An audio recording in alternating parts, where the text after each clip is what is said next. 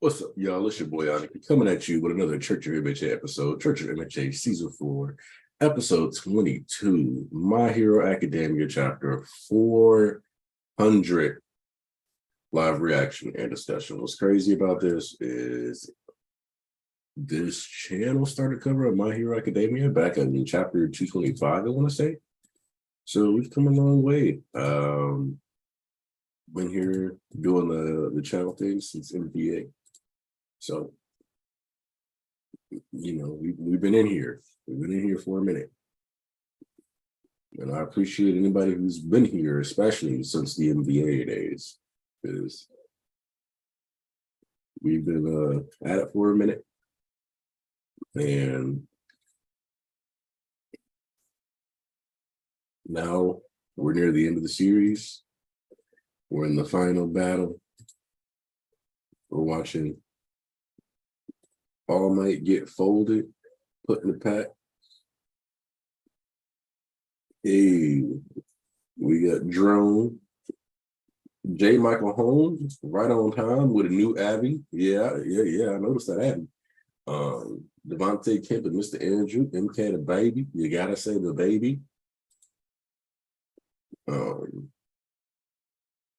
Let me go ahead and get this dropped in the Discord so people know. I'm slacking off. I'm gonna switch that right now. Yeah, I really should have set up one of those bots, but I was way too lazy.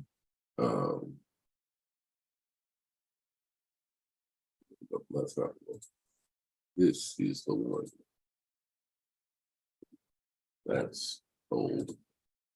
See, look at me, I'm just looking at stuff. You know what's crazy? I was just looking at the thumbnails because I haven't updated those, and it's at least 2 thumbnails now where my daughter's just asleep.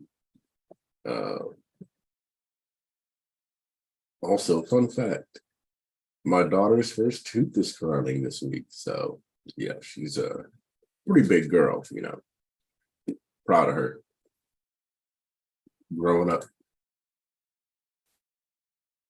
The Madman Cyber Enemy Glitches. What's up? Let's see.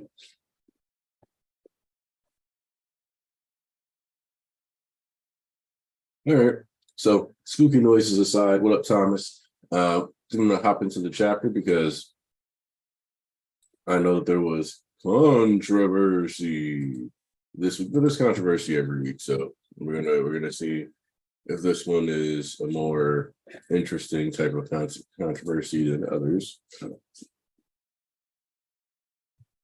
Oh yeah, the new Jump manga with the main character that people are excited for solely because he has dark hair and a sword. Oh boy, it'll be interesting to see if that's any good. Let's see. All right. So we start off with Hagakure and Aoyama. Is that you, Hagakure? And Hagakure is actually, I guess, somewhat visible this time. Beyond Limits is the title of number 400.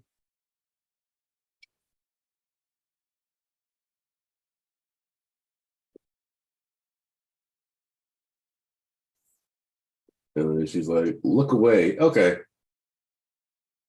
I think I did see people complaining that there was a gag this chapter, but no, being invisible is like my whole identity. Oh, forgive me, I didn't react as I myself was on the verge of death.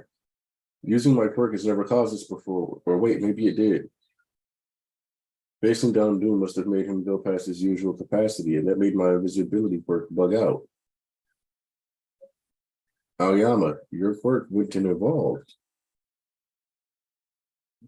I mean, he didn't practice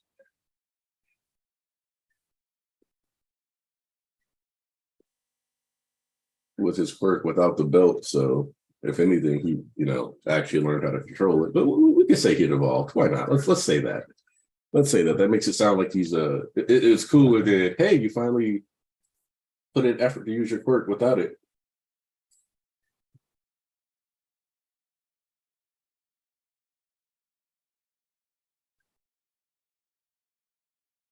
Hey, Julian Burns, AC. That's little. All right.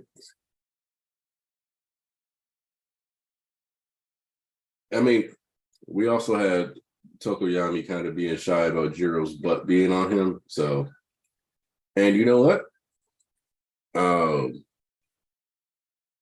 at the very least, at least it's in character for Hagakure to not want people to look, because if you go all the way back to the first training exercise, when she was taking her gloves off, she also wanted what's his name? Tailman not to look in her direction as she was taking them off. So at least it's in character.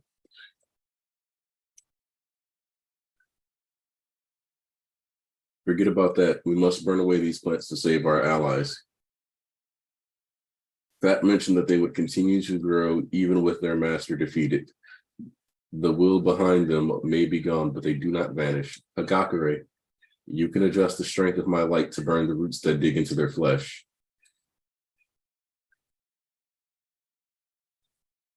Hagakure, ooh, yes, you're telling me up for it. This day will be my last as a student of UA. So yes, whatever it may take. All right, and then the Can't Stop Twinkling Cannon is blasting away. Engines overheating, battery failure. Let up even a little bit and he'll drag himself away. I've taken a cue from Star's last stand, although turning a laser into a solid matter for continuous use isn't a trick in my repertoire. So, sound wave vibration earphone jack. Also, it's worth noting that what I was worried about looks to be coming to fruition. It could just be an action shot, but them legs are looking a little noodly in this shot of All Might. I don't know if you guys felt like they were looking a little noodly, but they're looking kind of noodly.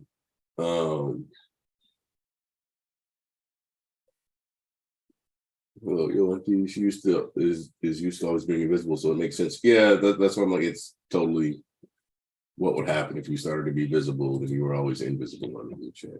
I'll have to blast him with all I've got to keep him square in the strike zone. I purged the tentacle parts and zipped away with full power thrusters just as the beam was coming down, encoding my armor with invisible girls. There we go. A special optic resin helped shield me from the laser's heat of it. Engineering this trap meant taking that one hit.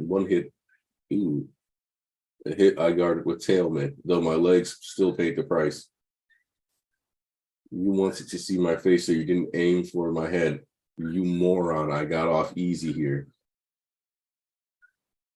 All right. Oh, and here it is, morphing armor creati. I couldn't load myself up with more power than this. Binding rounds, grape juice. So just fade away already.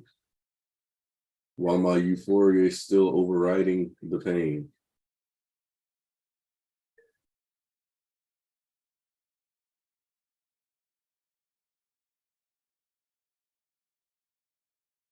Oh, okay, so we are streaming All Might still. Who's that skinny guy in black? I don't know much about all them heroes. What happens if he wins or if he loses? That's all going on in some far off land. Whoever wins doesn't have much to do with us. Oh, huh. But the focus said he's still praying for All Might. Boom. Up, it finally blew up. As I said, tools can't surpass their own limits. His whole body's glowing. A wee lad now. Are you forgetting to smile, dear friend? I can't move.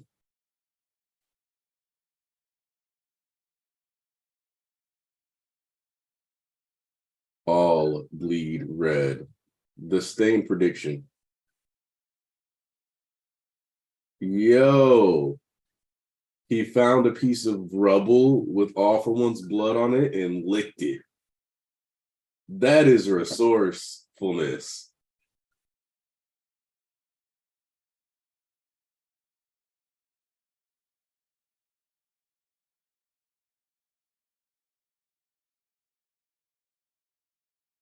Holy.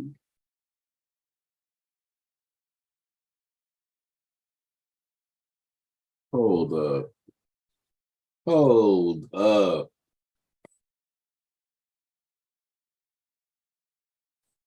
All right. Let me let me see if some folks want to get in here real quick, because before I go some long-winded rant, I want to make sure I already got it out. So as people get ready, I'm getting all my rambling thoughts out, and then they'll come in and say what they gotta say. So let me look at these bishops.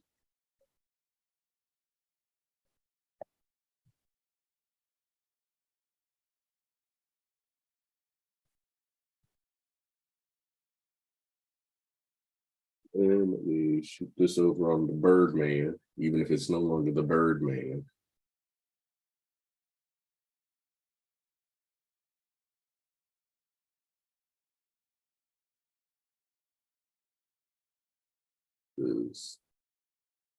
This is one.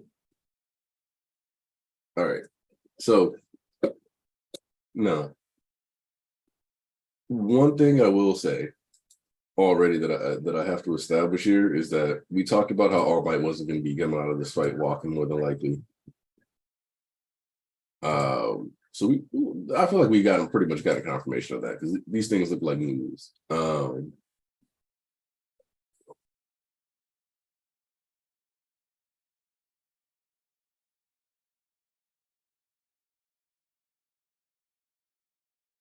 But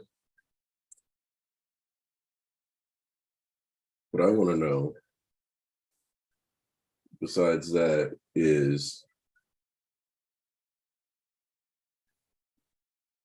if it's possible, because to a certain degree, it's arguable that there's an implication here that all of this started with All for One. Like, he's the very first of the Are we talking about the invisible baby, or not invisible, the glowing baby? Yeah. I don't think so. Also, hi. What up, Thomas? But yeah, what I was about to say is I think it's more likely that he might have robbed the invisible baby. No, absolutely. Someone said it's like he was tracking down quirks as trophies and heard of like, oh, so the first quirk is in China. I'm heading there right now. And he snagged it off that bit, or well, around that time it'd be like a fully grown adult, depending. Because All for One isn't, as far as we know, he's not Chinese. We also know that All for One should have originated with him. It's not like he was granted it by some master. Because I don't think Hori will do we'll see who the original All for One user is in part 2. No. Because so the thing that I would say could also have been a thing is like he either went and took it as a trophy, but if you take the route that it started with him, it kind of explains his main character syndrome to a massive degree, because then it also makes anybody else having a quirk imposing on his specialness. Like, I'm no longer unique. Everyone else in the world has something, like has an ability. I'm not the only one. I agree. I just don't think it's possible. Well, what if he ate his twin in utero? As in, like, he ate the twins, so he got the quirk too. So he has always had 2 quirks. Yeah, like he started with 2 quirks. Like he took his twin's quirk in utero. I mean, that's possible. Do we know how long it has been since the We rise of don't. quirks to All for One's burst? The thing is that when they talked about people being harmed or getting backlash from their quirks, they said they started seeing signs in the third or fourth generation. Mm-hmm. And Endeavor was like, he's one of us when looking at Deku. And we know that, but we know that Lobster Boy, or not I shouldn't just call him Lobster Boy, but Ujiko, by all accounts, is estimated to be about 120 Mm-hmm. to 130. And 50 years old is enough time for like one or two generations of quirks to pass.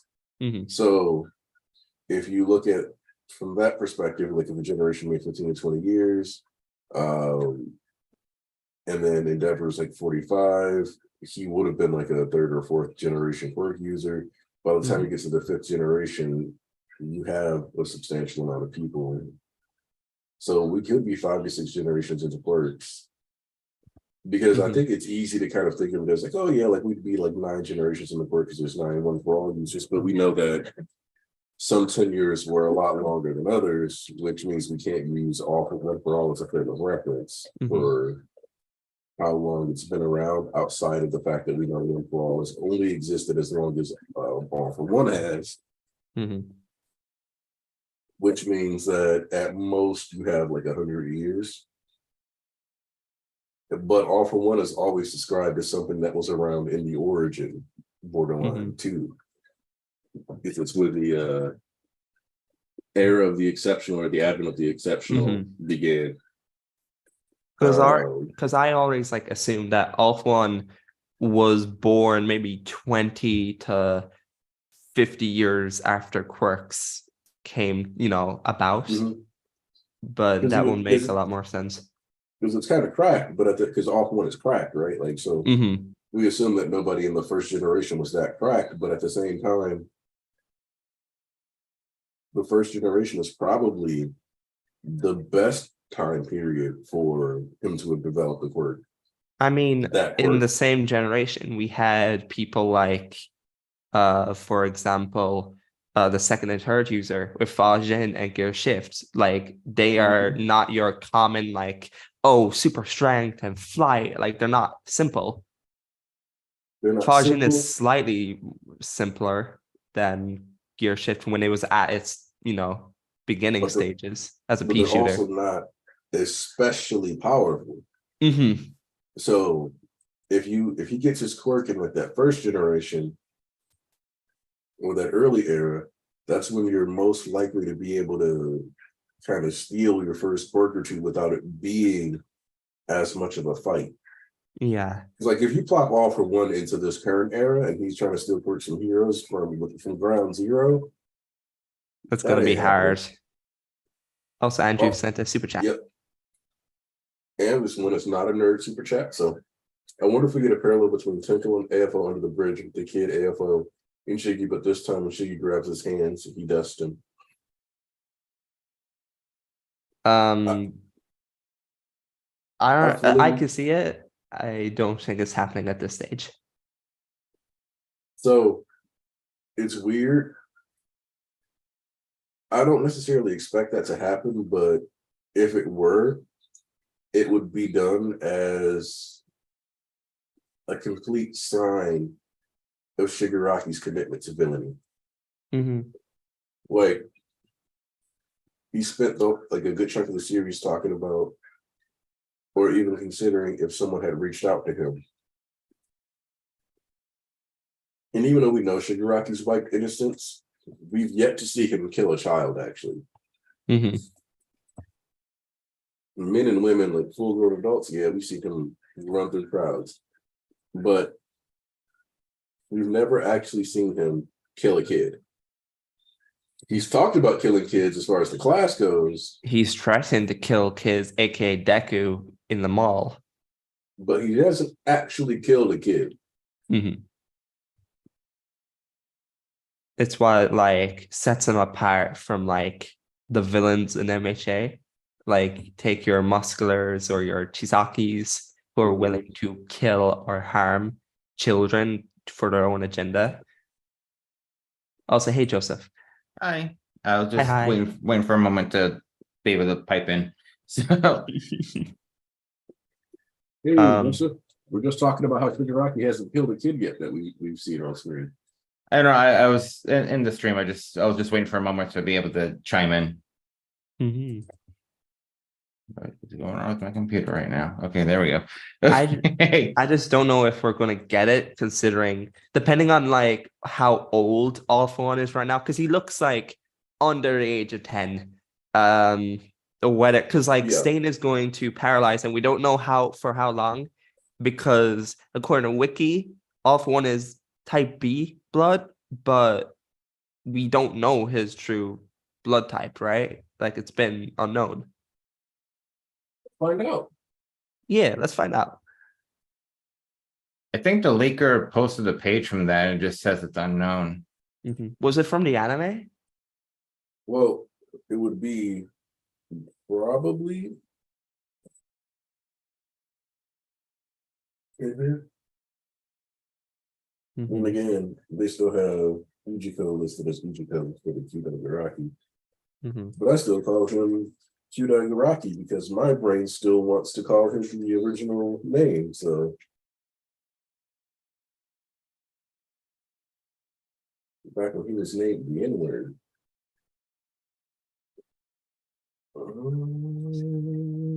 Let's see.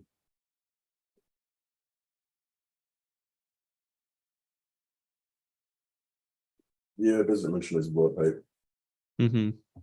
But I kind of expect him to be blood type O anyway. That was the recovers the fastest, right? Yep, that was Okay. what Deku was. Okay. Or is. I expect him to have the same blood type as Deku because he takes. Well, technically, he could be AB positive because he takes from everyone. But I mean, he's his father, so of course they're gonna have the same blood type. I'm joking, by the way. That made me want, that hurt me. I do wonder if like Stain paralyzing him will last because he is currently rewinding. And I assume Stain targets the blood, which automatically like transfers to the person, like Wi-Fi, essentially. So I don't know what the process there is with rewind, because you think he'd heal. well, to a certain degree, it's not like I would say it's not like it's a bunch of damage either. So it's a weird. It's not necessarily like the blood stop damages them, but also we're missing one last thing. Because let's see, we got grape juice covered now. We did get the creating. We did get Invisible Girl. So I think Bakugo's the only one left. Yeah. Which I'm just gonna assume that when we see him use his Bakugo reference is when Bakugo wakes up. It is funny how he's going to use Bakugo's, explosion on a kid when, Bakugo did use his explosions on kids. Primarily Deku. Hey, it'd be like that sometimes. It's very poetic. Look, he's been inspired by all of his students, including the inspiration to whoop a little kid's ass. Yeah. I think it's heartwarming. I think it's endearing. I think one of the funniest things about this is they actually did that One Punch Man gag panel. What's with this sassy lost child? Like, let me see. Hey, Josh.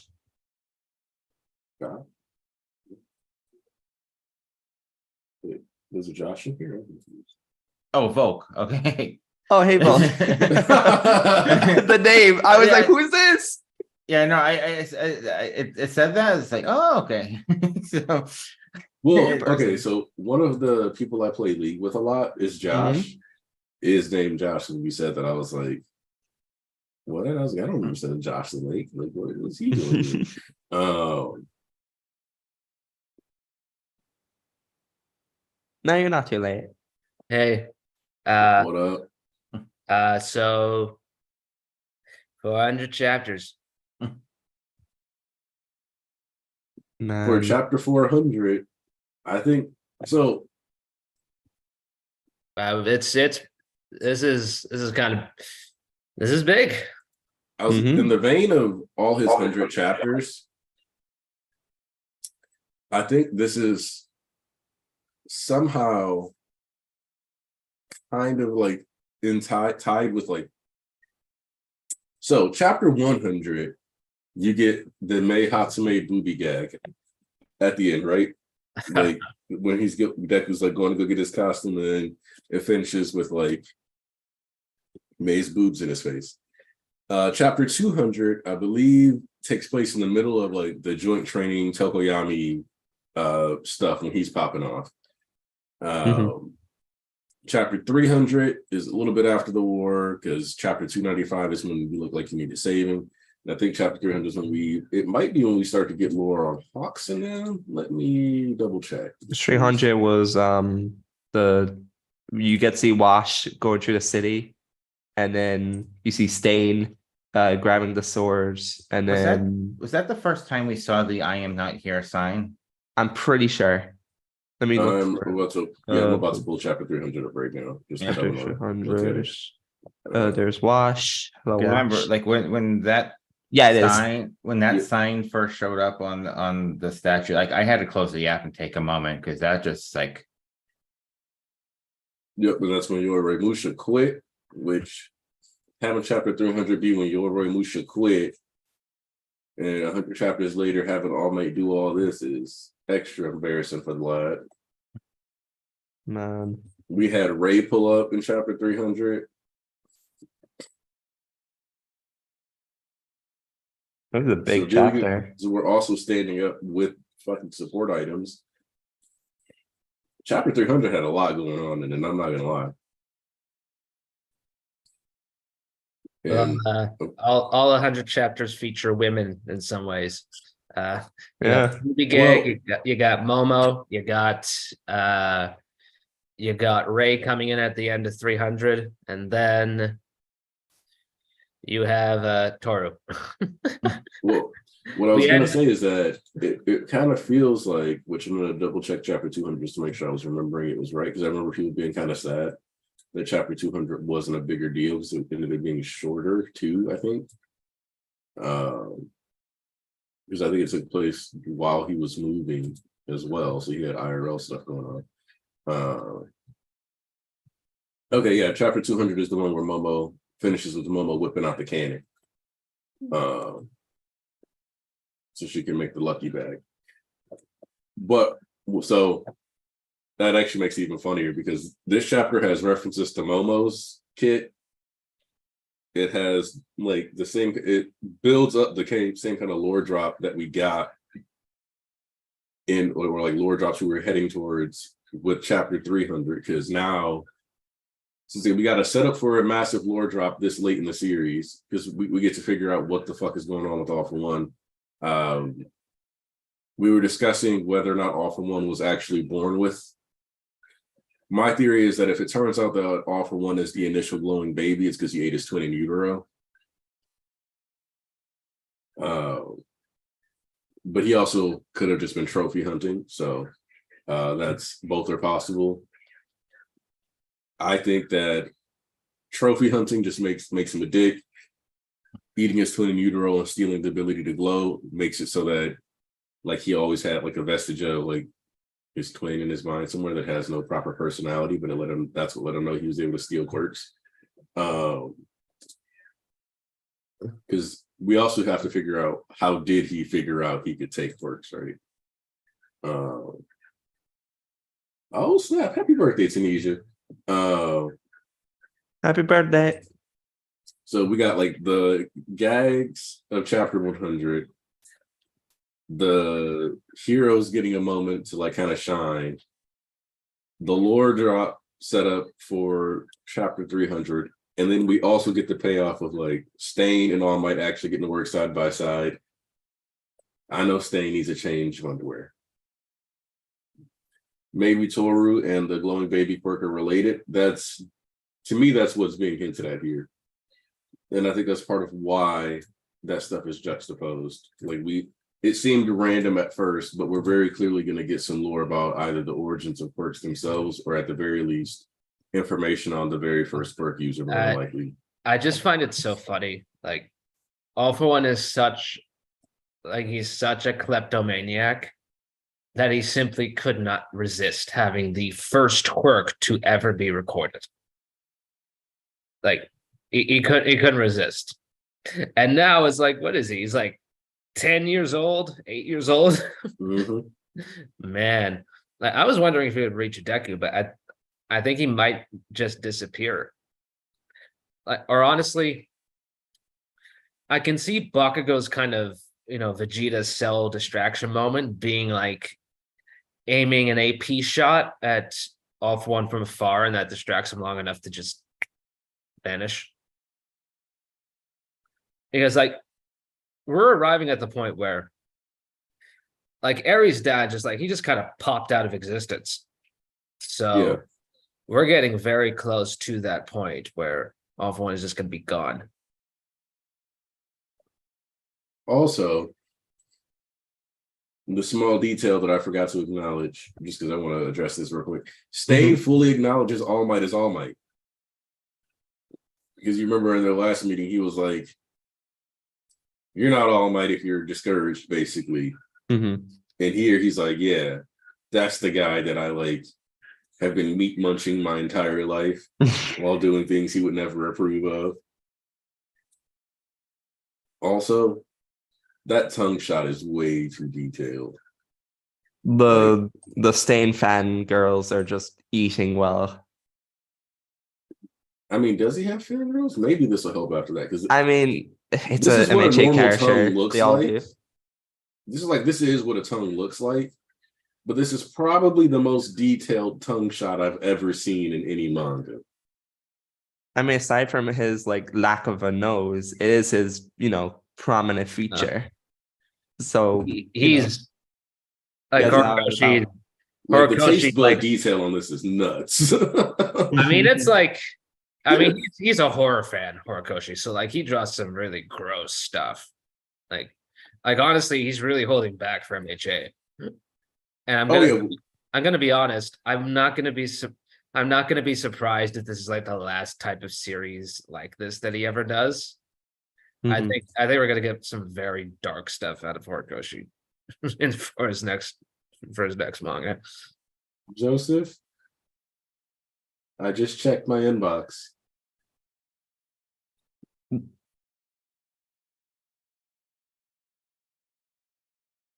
I saw the meme you sent me.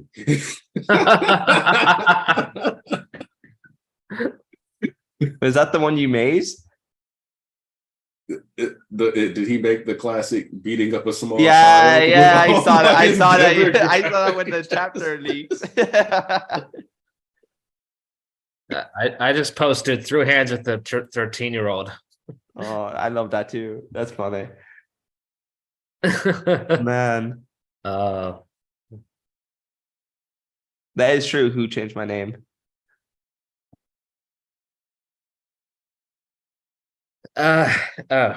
Well, there was a decent bit to talk about this chapter. So he's run through majority of 1A quirks. I think like the only one outstanding that I can really think of is Bakugo. Is there any other we're missing? I don't think so. I think it's only Bakugo that's left now. Yeah. So, and you brought this up a couple weeks ago, but we're definitely seeing Bakugo wake up once All Might uses that quirk, or at least shortly after, because that just feels like a very natural connection to make, especially for us as readers. Like the most prominent reminder that, oh, Bakugo's still here, aside from like his dead corpse, which we got like 500 different shots of. Pretty much. We got the whole 360 degrees angle. Oh, every conceivable angle him sprawled out. Damn. But anyway, I'm not gonna lie. Like you guys know, I've not been a huge fan of Bakugo, especially in towards the end of this series. But I am looking forward to what he's gonna do when he comes back. Because if it's being saved for like the very, very, very last stretch of the series, you gotta imagine it's big. It's big.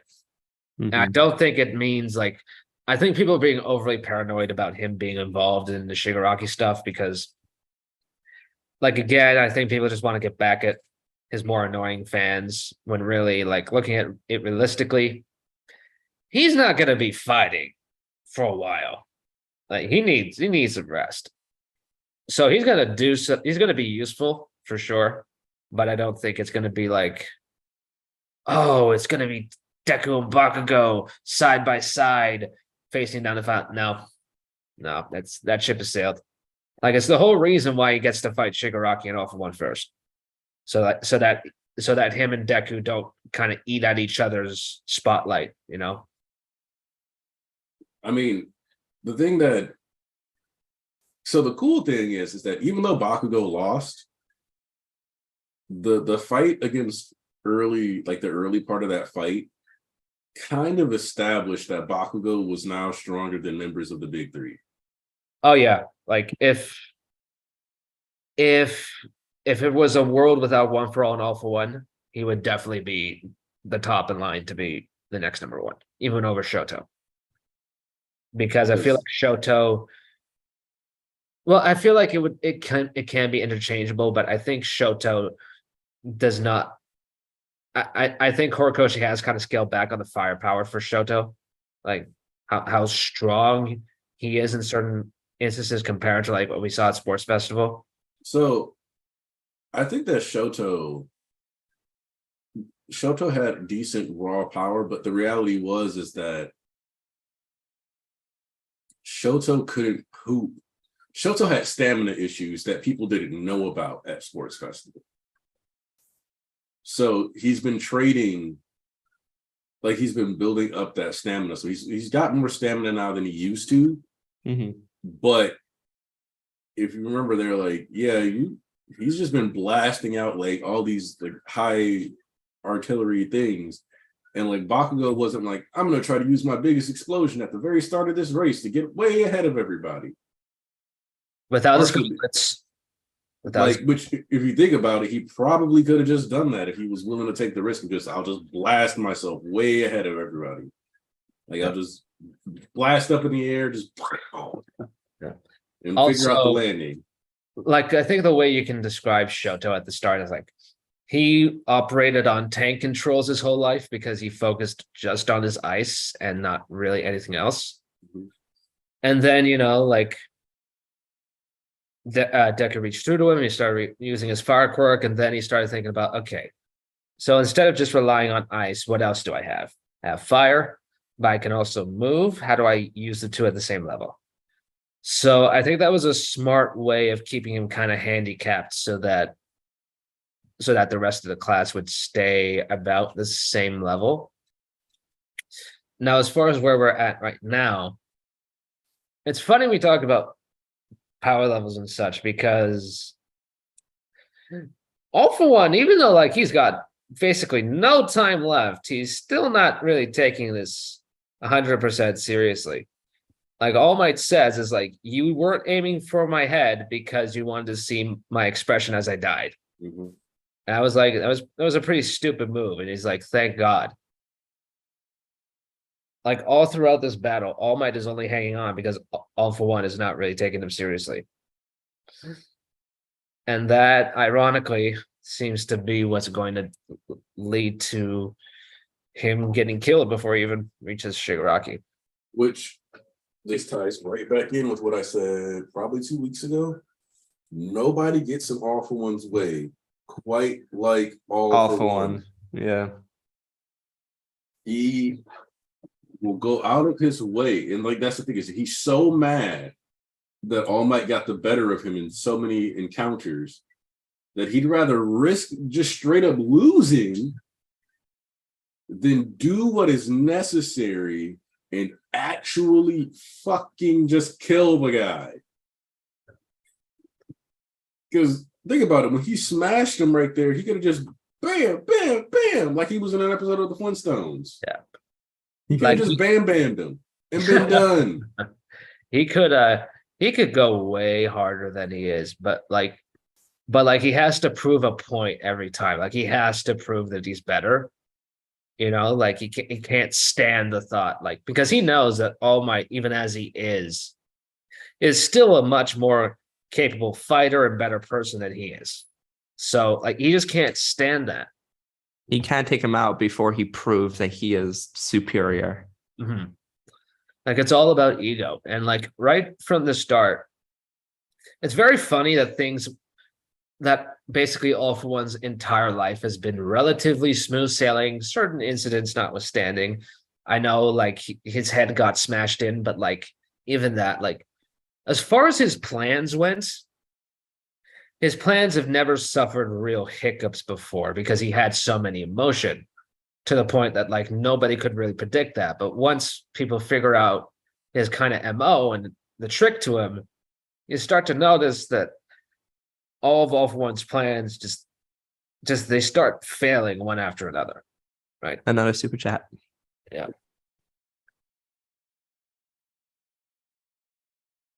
I still find it hard to believe if AFO does not interact with Shigedeku.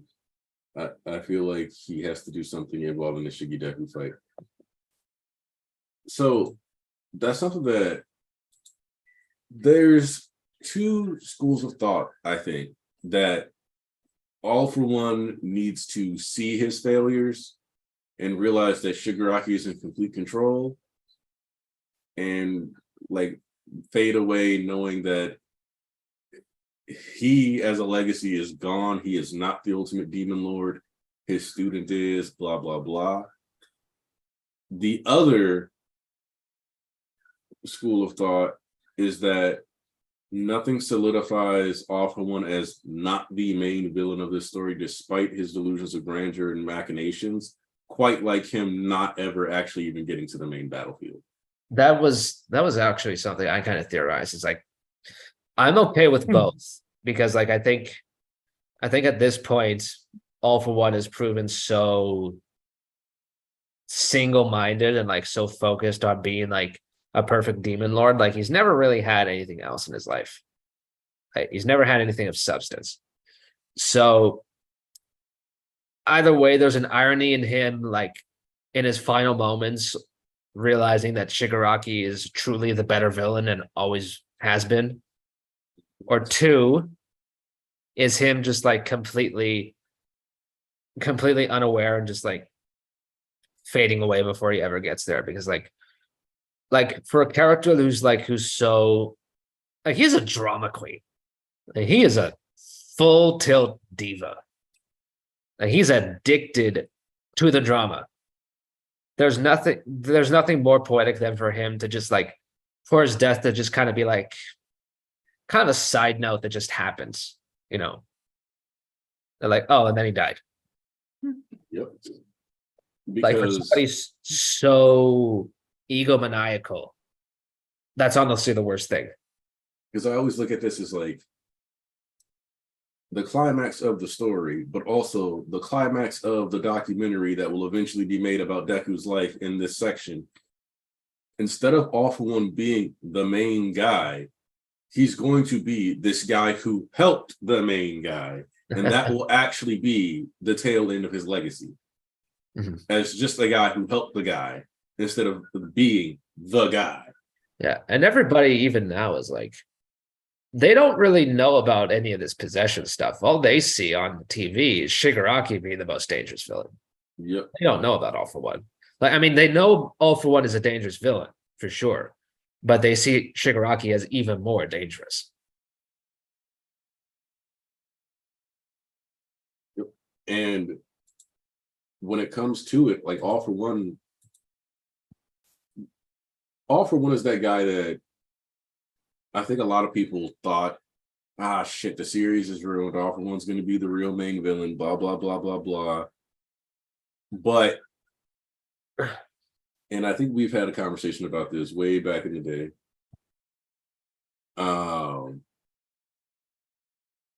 But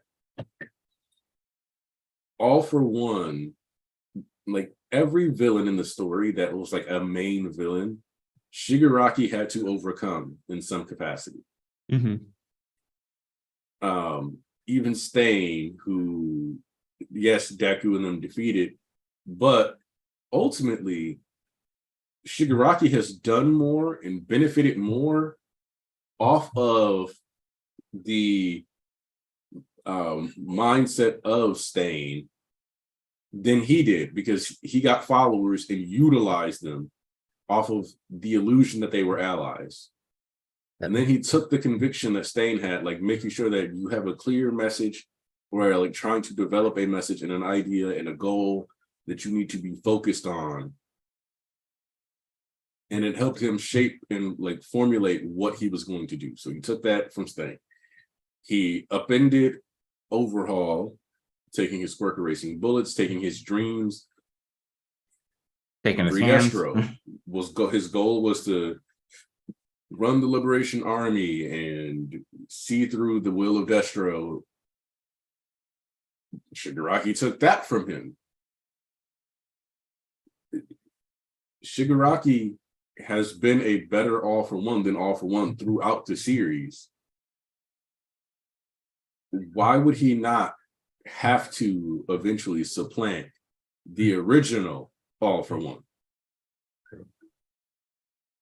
And that's something we were talking about when it first happened. I remember East brought it up, and we were talking about that over a year ago, I want to say now. Like we were like, nah, Shigaraki's going to take control back.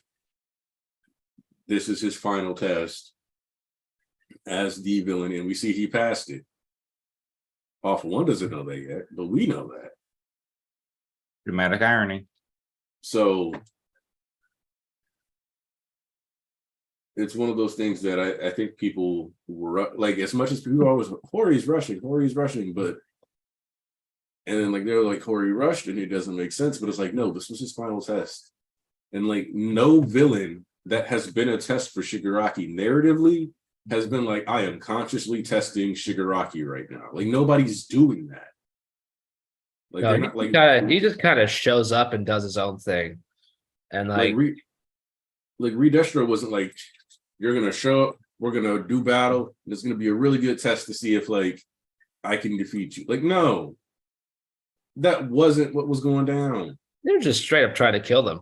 Like there's no reason to hand over command of his entire forces until he saw that he was a true Yeah, leader. like he was like, damn, he's more about it than me. And I'm pretty about this. It's my entire personality. Shit, you got it, Chief. Here's the keys. Don't get any scratches on it. Like that's probably my favorite part of Redestro's character. Like he genuinely believes in what he believes in what he's doing. Like even now that he's incarcerated, like he still believes Shigaraki is his leader. So, and like I saw a discussion like a week or two ago about like, oh, greatest recent shonen villain, and the guy brought up Makima, and like I thought like, okay, yeah, she's definitely one of them. But he also said it's like, well, people are saying Shigaraki, that's not really him ever since the All for One stuff happened. I'm like, everybody who was responding to that post was acting like All for One was still going to be the one like in the main spotlight. And I do understand wanting less of him in Final Act, don't get me wrong, but I feel like Shigaraki overcoming him in the like how he did proves ultimately that he is the better villain.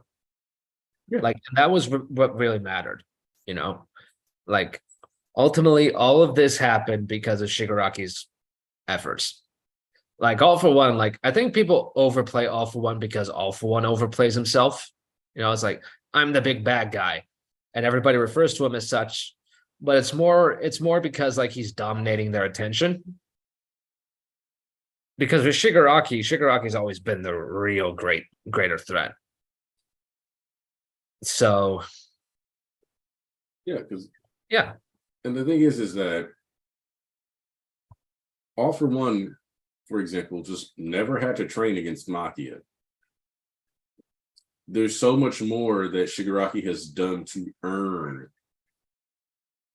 And because Shigaraki started in a lesser position than All For One did, Shigaraki earned his allies, even if he lied to get them. That's part of being a villain. Like deceiving people into working with you because they believe you have a common goal is a part of being a villain. So everything that Shigaraki has done has been him recruiting or gaining allies, whether he betrays them or not. And think about it. All For One is always like, people do my will because they want to, blah, blah, blah. But like, they do it under the threat of dying. When Twice and Toga betrayed Overhaul, did they mention, oh, Shigaraki's going to kill us if we don't find a way to betray him? Shigaraki's going to be so mad if we don't find a way to take this organization down from the inside. Like, no. He just was like, I trust you guys. Like, you got this. yeah. I like that. That's a key part to the series, and that's essentially why the saving aspect is so important, because like ultimately, these people are still human. And it's like, just because they're evil does not mean that like, oh, they're soulless. You know, like, and people compared it to how JJK characters treated the cursed spirits, and it's like, well, cursed spirits aren't human. They established that very early. MHA villains are human. That's a real big difference. And so, and that's really been the key to Shigaraki's success, is like every time somebody tries to paint him as like kind of a generic bad guy who they have to beat up, he always has a comeback ready. And he's like, you just do not get it. This is as real to me and as vital to me as it is for you. I don't care if you don't understand. I like even Mirio, and he was like, well, you grew up with no friends. And that's what made like the Tenko part to him snap and come to the surface for a bit. Is like, no, I got friends. I got friends. Simultaneously sympathetic, but also really pitiable, It's also worth noting that both Tenko and Shigaraki both have a right to defiance at that comment, right? Like, yeah. Shigaraki, no, the League of Villains are definitely my bros, dude. We've been on the ultimate bro trip for the past year and a half, just terrorizing the country. Yeah. And Tenko, no, I have friends. We played together, blah, blah, blah. Like, what are you talking about? It's like if the Phantom Troop from Hunter x Hunter were the main antagonists of the series. Mm-hmm.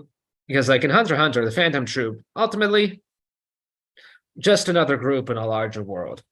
Whereas here, while yes, you can say the same thing about the League of Villains, the narrative is explicitly focused on them just as much as it is Deku and Class 1A. So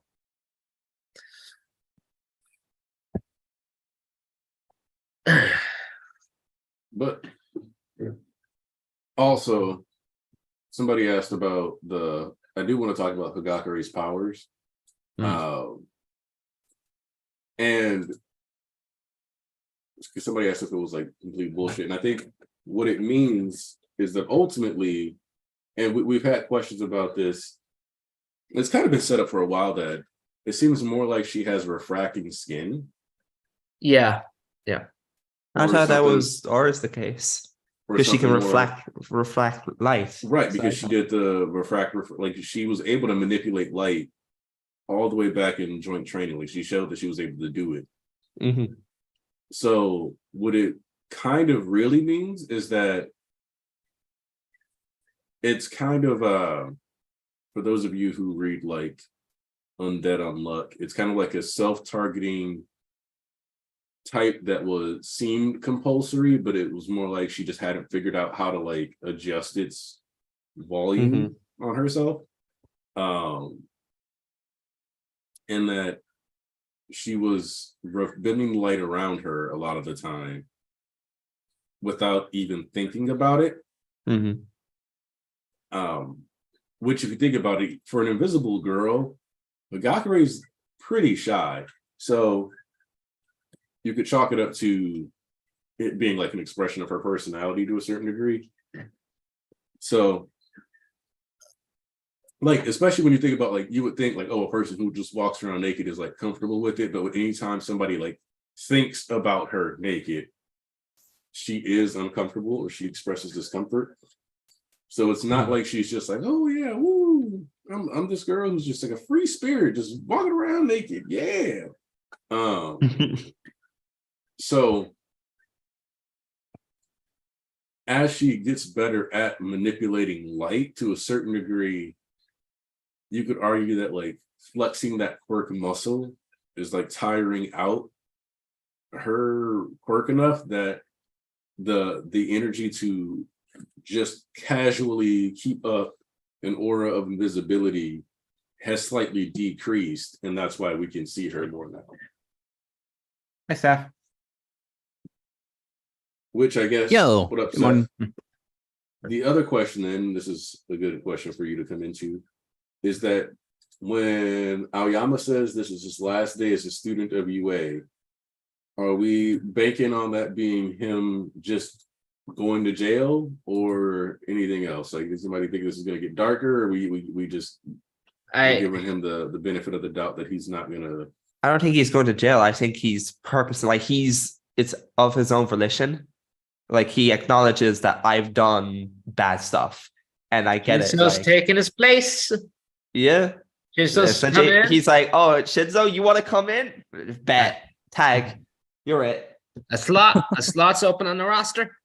Gotta let the new guy in. I mean, Shinzo was of course, very like, convincing. Yeah, I mean, like, of course, like, there's no hard limit to the classes, really, but yeah, I mean, just for purposes of like keeping things even, like, it's probably going to stay as 20 per class. So, I don't think Aoyama's going to jail in light of what he did. He might go to juvie for a bit, but I think it's more so like the scandal of everything. Like, you can't let somebody who did all that be a hero, because like, even if he does redeem himself, it's like, I mean, what does that say about the hero system, right? We'll see, I guess, but I don't know. I think for now it's probably more on the personal angle. Like, I think he finds it difficult to be around them, especially now that they know that he betrayed them. I'm sure they forgive him, but maybe, personally, he struggles with that. We'll see, though.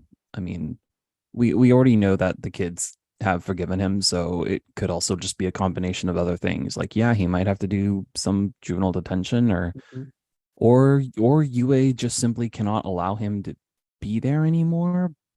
But I don't know about that either, because Principal Nezu is probably okay with it. I don't know. We'll see. Even if everyone around him is okay with it, Aoyama is still, you can tell, like, this will still eat him up. It doesn't matter what people tell him. This break of being a hero, of being a UA student, would probably do him a world of good. And I think that's his mindset. Sorry, I Joseph. tend to agree with that. Right. There's also the fact that he only applied and enrolled in UA because All for One was threatening his family. So, like, does he even want to be a hero? Like, with the All for One threat taken care of at the end of this, like, what does he want to do? He's going to be free to make his own decisions for first time since he got his quirk. I think he always wanted to be a hero, honestly. But like, I don't think he was necessarily shooting for UA. Like, I think he was okay with being like a low-key kind of hero or something. I like that.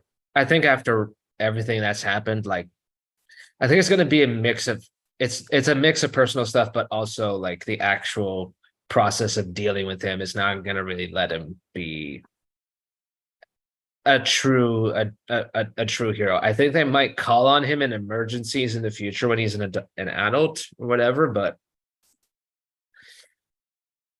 yeah, I think it's time UA is over.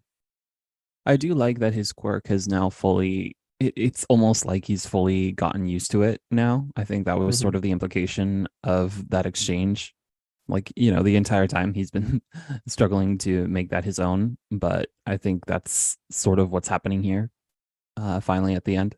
So, you know, the narrative and the physical coming together again as per Horikoshi fashion. Mm-hmm.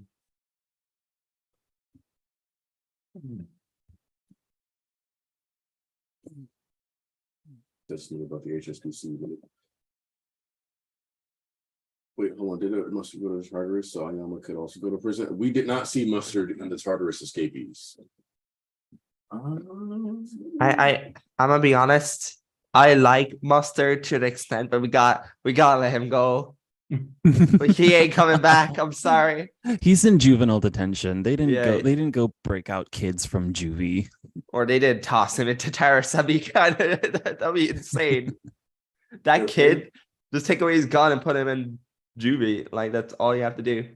It is wild that he managed to get a pistol or a Ruger. Yeah.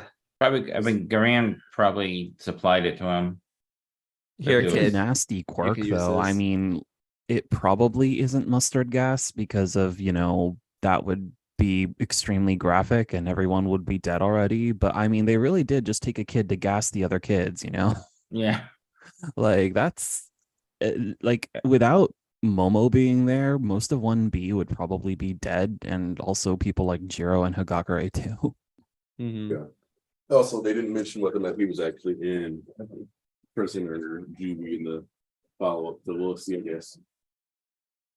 Like, I know we're in the end game and we're, you know, trying to understand our villains here, but like just thinking back to how it started, it's like they've crossed way too many lines already. Oh yeah, no. Like, So societally speaking, like once you start picking on children to try and make your social points, you've lost a lot of whatever plot you could have. So, Mhm. geez. mhm. And like the thing about it is that honestly, yeah, from the moment they gassed and burned the forest, they were all kind of like screwed as far as like legal goes, because when the news was like, "Oh, you let the kids fight," blah blah blah. What was the worst? And I was like, "Bro, I was trying to stop the worst case scenario." And I was like, "Oh yeah, well, what was worse than this?" And he was like, "Dead students." But especially if even one kid dies, GG. And it was already GG. Just like it's like capital G, capital G. It's got a lowercase GG, right? Because what in what world do you get to basically commit a domestic terrorist act on school children and not get locked up? Mhm. Kidnapping, attempted indoctrination, attempted murder, like good, and of course, like just literally beating them up. Like, oh my gosh, possible chemical warfare. Yeah, no, the summer camp arc really does in and of itself like make enough of a statement about, you know, the villains and where they're at morally.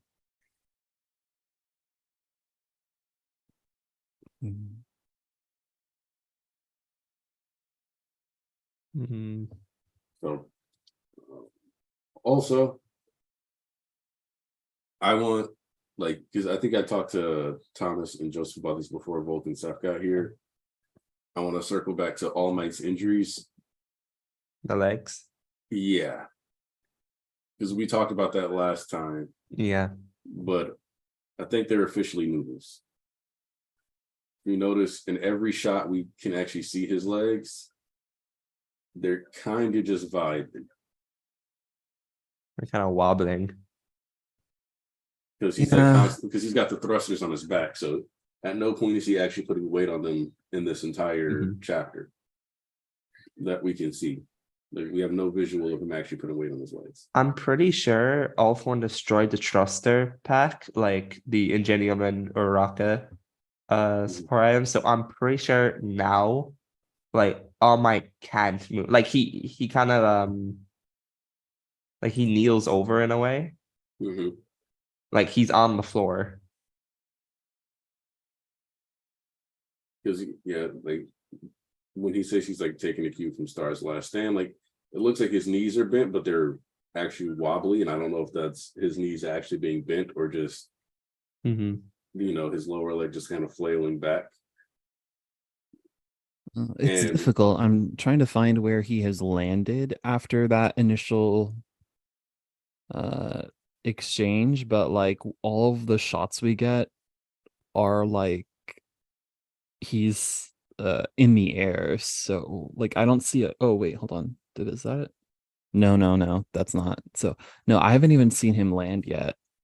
Yeah. Oh wait, It he looks still like- has the Thrusters. Oops, I just realized. Yeah, you Yeah, it can looks see like them he's in that avoiding. shot with All For One's tentacle things jutting Yeah. out. Underneath Yeah. the all speech bubble. Yeah, my gosh. My bad. I completely overlooked that. It looks like he's avoiding landing at all.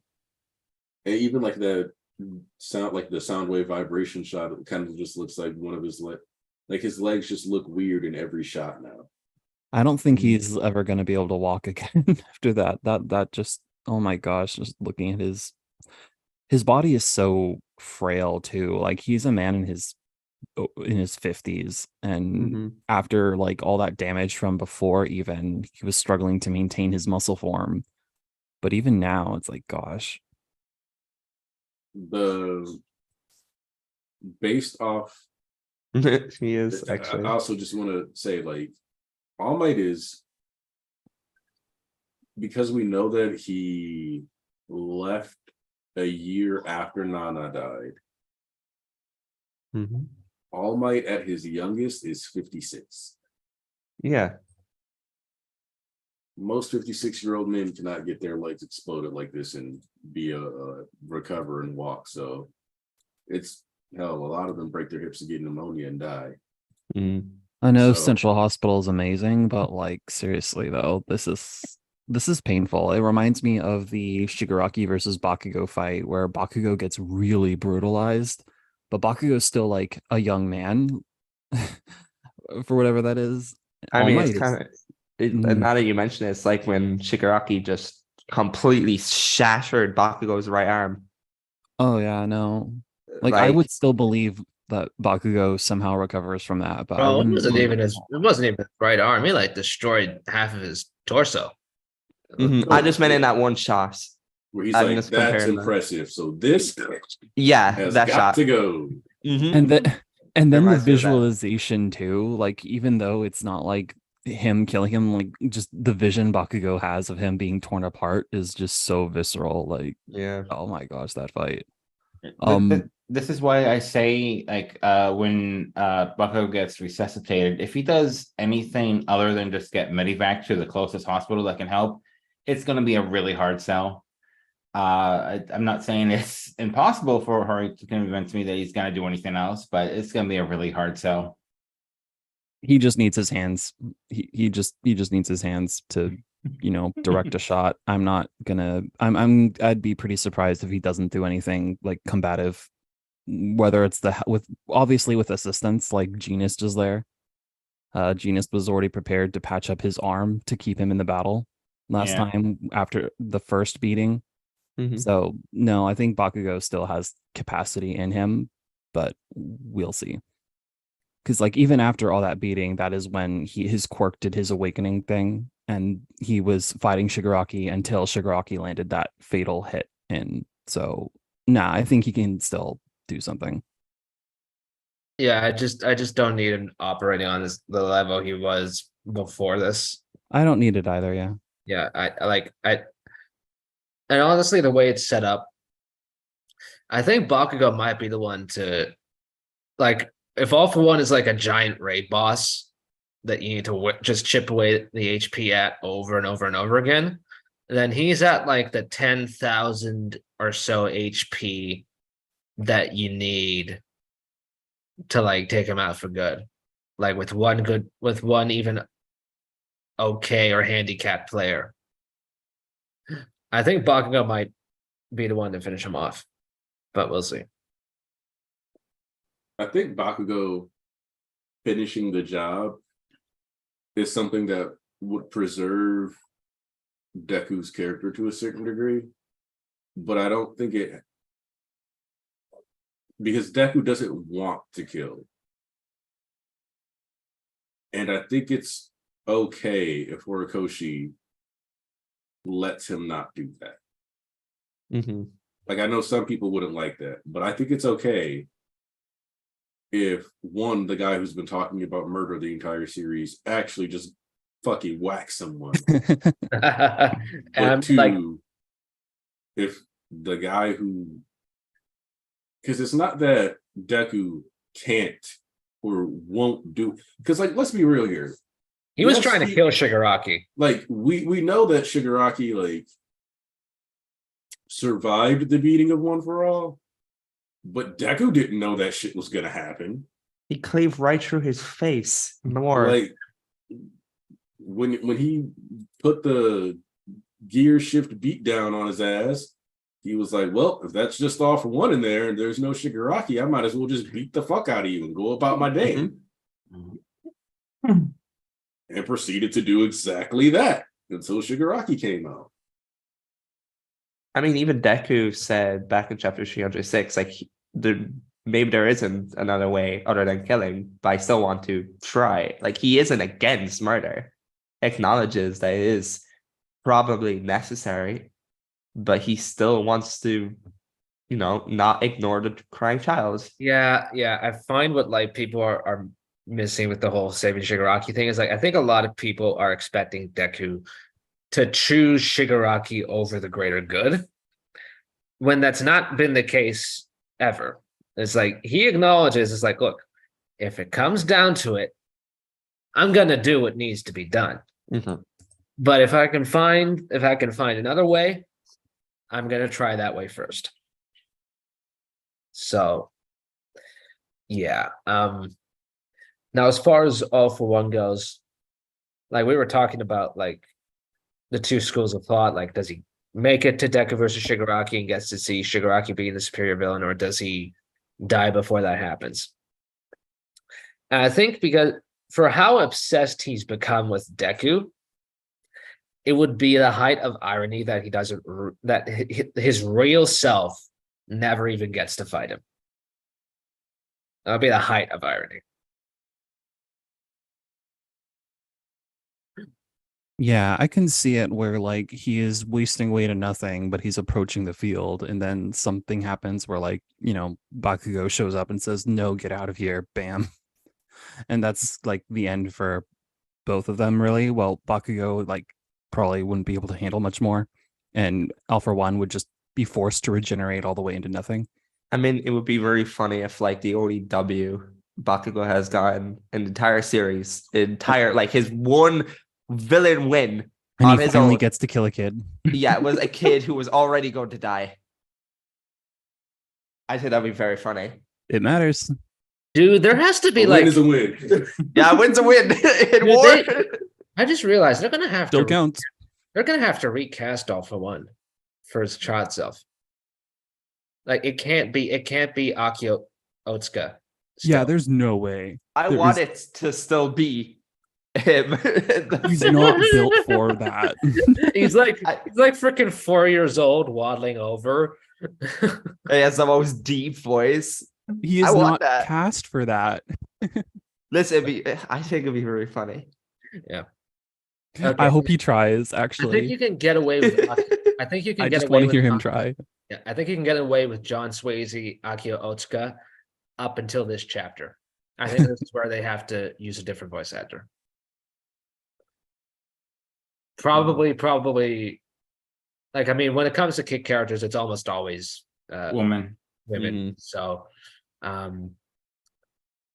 who's Rudius's voice actor from Mushoku Tensei? Let me look him up. The Gray Rat voice. He'll be good. Yumi Uchiyama. Yeah, Uchiyama would be good, I think. As in the same Uchiyama as Shigaraki? No, No. Okay. different No, one. This Uchiyama is a woman. Yeah, She voices the main protagonist of a very controversial. very Oh, controversial. Rumi. Yeah, Yeah, I didn't hear the first name. All right. yeah, a very controversial isekai series named Mushoku Tensei, which I'm a fan of, but I do acknowledge is very much not for everybody. You pretty much have to be an well into anime before picking that up. Like Mhm. that is Dude, not your gateway. yeah, Oh, dude, like I feel like Bakemonogatari prepared me for everything. Because Yeah. that was like, it's not like the absolute weirdest, but like it's probably the series that dips its toes into the widest range of weird stuff that I've ever Mhm. seen. Yeah, fair. Outside of a couple that I'm not going to mention because Also, Uchiyama voices Candace from Bleach. So Oh. if you've heard that voice before, same voice actress. yeah, Yeah, it might be a good child AFO voice. I still want Akio to be it. Do your best. Give me the crack. I need Go it. beyond the limits of age. Yeah, so this child of light thing, I don't know if you guys talked about it already. I mean, I think that's too explicit to not be child of light, but the interesting thing to me is that this is our first teaser of that was actually during the Tokoyami versus Tokoyami fight where he blows up his arm to unleash a bunch of light. So I don't know. I feel like the rewind, I think, and the light. I'm not sure what is going on really. Like, what is this? How does this work? Because his quirk is all for one. So like, I'm like, what does the light have to do with it? But then when I thought about the light being the reference, I'm like, wait, the first time we saw this was when he dispelled Ragnarok. And like, okay, what's going on? Wait, let me look back at that.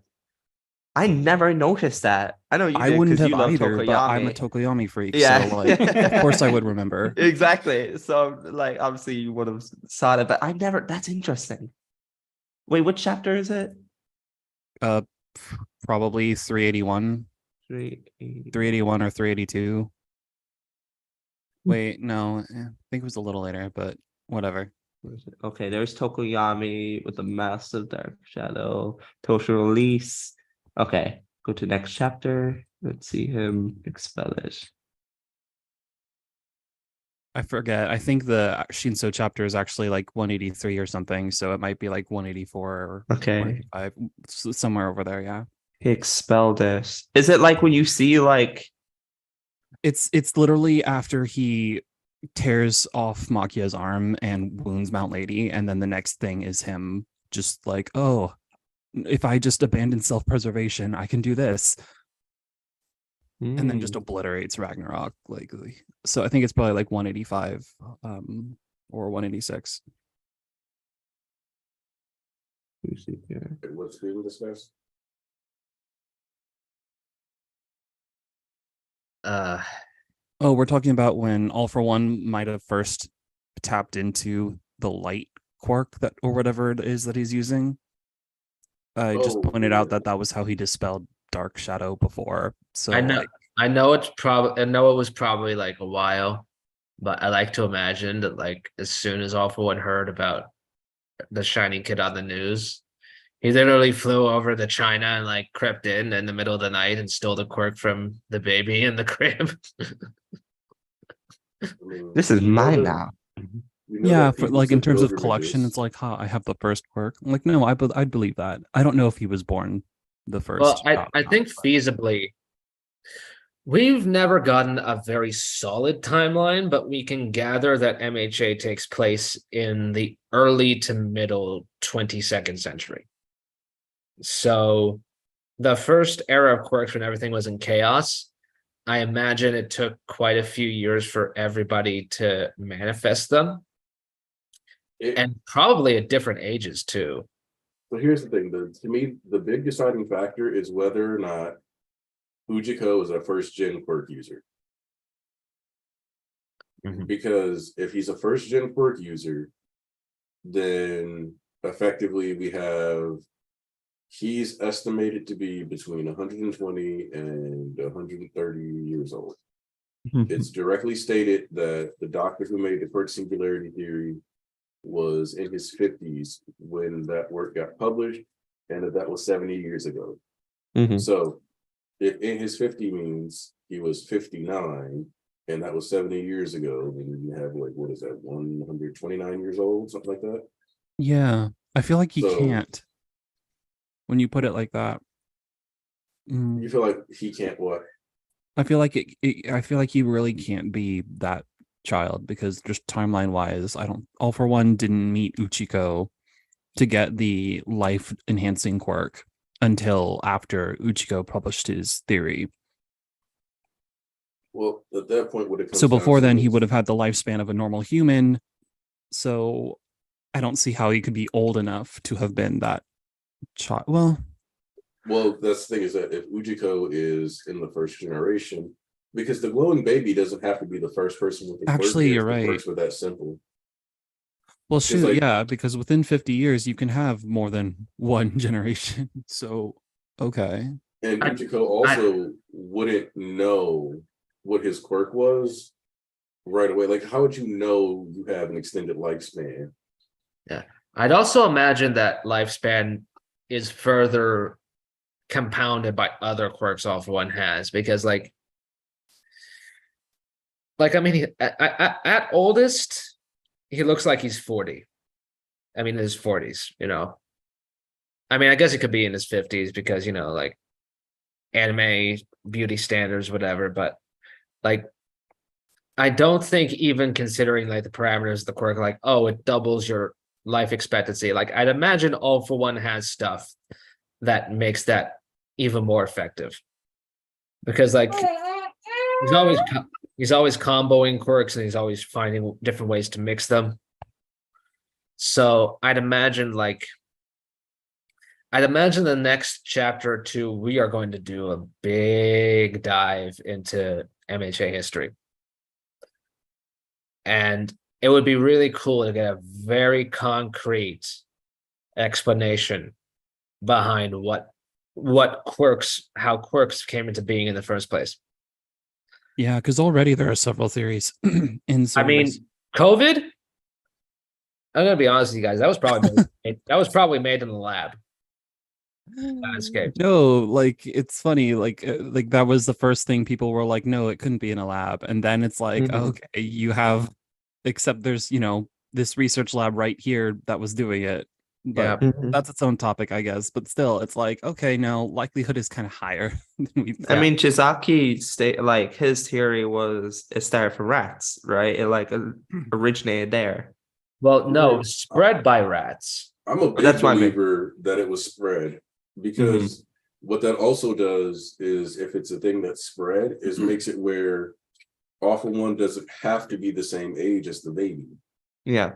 Nope. Yeah, So even if he's not the glowing baby, he can be from that era. Mhm. It's like we were talking about earlier. That was the best era to get that All For One in. You develop All For One in the current era, and unless you're really sneaky, you just get your ass beat trying to steal somebody's work.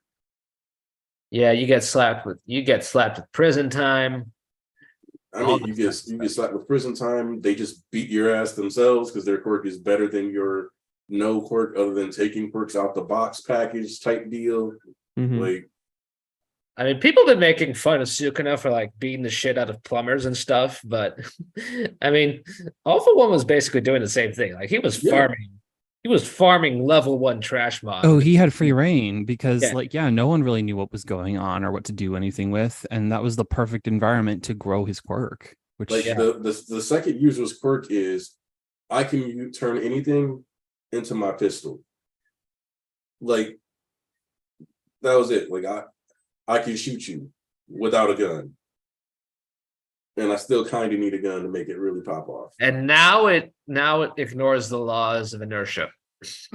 Yeah. But yeah, no, you can see the evolution in quirks just from like One for All itself. Like there are so many not even like they're referred to as utility tools, which is, foreshadowing Iron Might, I guess. But like yeah, they're more like utility quirks. They're not like powerhouses or anything. Mm. More than that, like people talk about quirk singularity, like, okay, well, with each generation, quirks do grow stronger, but not only that, quirks themselves, just the more you use them, get stronger, like even individually, no passing on required. It's why like we've gotten so many crazy power-ups in this last stretch of the story. Like we have Bakugo, really cool. we have Shoto, we have Ochako. I'm willing to bet Deku is going to unlock one last crazy ability as well. Like, I mean, our technique.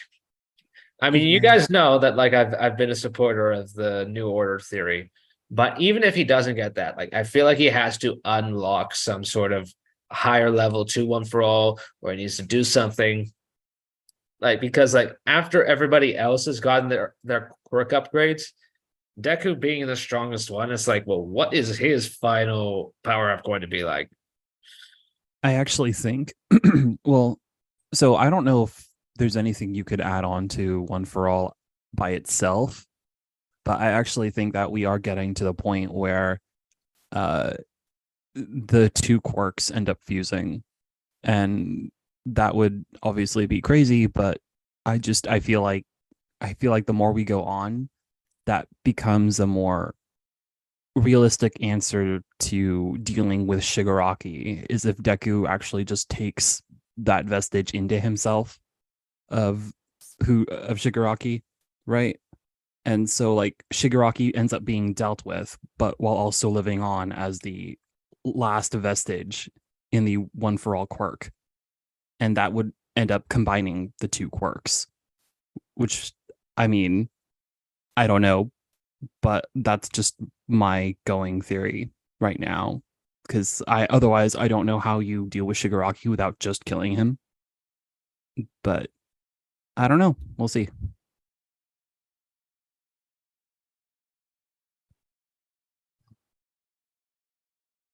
Just that would be insane to happen.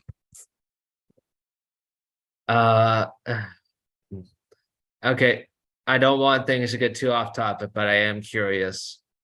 Have you guys read this Kagurabachi thing that everybody's been? You know what's funny? I'm reading Not it right yet. now. Not yet. I'm I was gonna legit- open that at some point. Like, I actually went and read the second chapter of Mama Yu because that was the first one I was there's a second invested one in. out? That one I'm I was confident. just reading that. Oh, damn, it's out now. Oh, Yeah, shit. yeah. No, for one, just without spoiling it, I'm just saying, like, yeah, that's actually, it looks like so far so good. Like, that's what I want from one or two. Like, they put a lot of character work into it while also building up the world and the action and the themes. And I'm like, okay, wait, this is what you do if you want your thing to succeed. Yeah, I don't know if it will. I'm very confident in Mama Yu. Actually, like you never know for sure, but that feels like I don't think. Look, I think the time where it's like, oh, the next Naruto or the next MHA, that's over. Okay, just stop it. That's That over. series shine on their own without Yeah. like attaching them to what came in the past. It's Yeah. You don't I need to think do Mama that. Yu I mean, That's this what one kind of obviously has burned MHA Black Clover in the similarities, but long you don't run. need to do that. Yeah. Which is why I find it so Hey, Mama, you ridiculous used that the new Black Kagura- Clover. oh my god, stop. No, that's Kagurabachi. Yeah, which is why I find it so ridiculous that Kagurabachi, off this single fucking image of him holding the sword, and he has the most generic design ever. It's literally Kirito mixed with Tanjiro. Mixed with Sasuke. This was Sasuke. Like every freaking amalgamation of like edgy swordsman you can think of. Not that Tanjiro or Kirito are edgy, but still. Oh, so you mean Boruto? Current Boruto, yes. I'm sorry. That is him. I don't like having contempt for something like naked contempt, but I look at the character designs for Boruto and I'm like, you put everyone you could into a blender. I'm sorry. No, Sarada's Respect character to people who design is enjoy horrible, Boruto because you can. and I'm You tired totally of people can. pretending it's like not for me. Hold on. I'm tired of people pretending like Sarada's character design isn't messed up. This shit is so weird. I Not don't even like weird. it It's for just Kunoichi. not designed well. Like even if it's No. like, even if he improved on the design to not make us sus, it's still a bad design. Well, I don't look, like it. in a different Naruto verse where the role of Kunoichi was actually more tied to like the more mature adult things that you might expect female spies to do, maybe that kind of design could work. But this is Naruto, and she's obviously not doing that. So I'm not really a fan. I think Naruto really just should have been laid to rest properly, but I digress. You know, if people really want, there's always a contingent of the fan base who wants more, not more of something, right? I mean, also you know, find it- plenty of us want another series, another MHA series, so I get it. I also But, you find know, it just painfully disingenuous when people act like acknowledging that the jacket off the shoulder look is typically used for sexualization, and anybody who notices it is weird. So I'm like, bro, no. If you've consumed enough art, you know that specific like style is always used. I've been reading. It's like, bro, come on. I've been reading Dan to Dan, and that's a very upfront series about the sexuality, and like the main character's look. Her name is Momo. That's the look. She has the jacket off the shoulder, bare collarbones.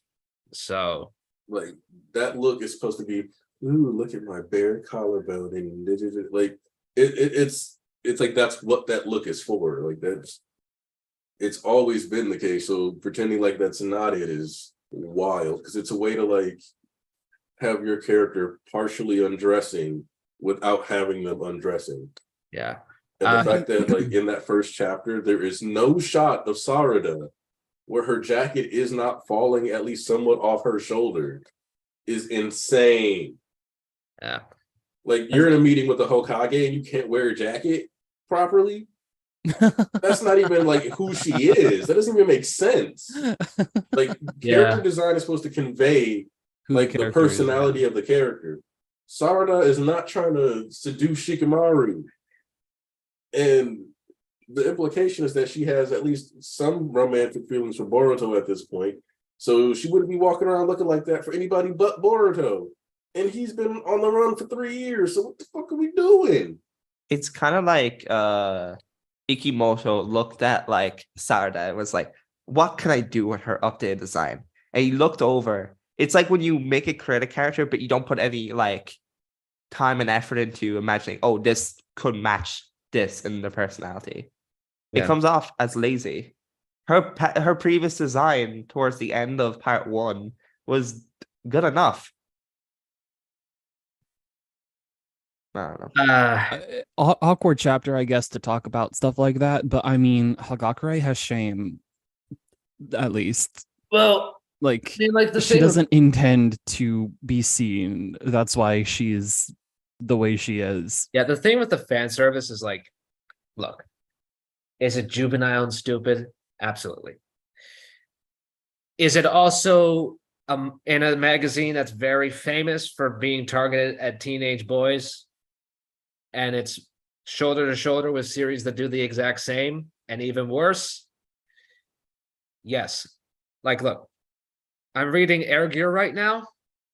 And that's weekly. I love Air Gear, but yeah. That's weekly Shonen magazine, but Anarchy knows what I'm talking about. Some of the most upfront, insane, egregious, and nigh on hentai type of fan service I've ever seen.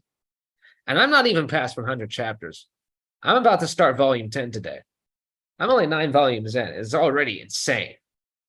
There's a character whose fighting style requires her to aim like her backside because she kicks up bubbles with her rollerblade wheels. What? Look, Air Gear is awesome because it's a roller derby manga combined with gang wars and magic powers.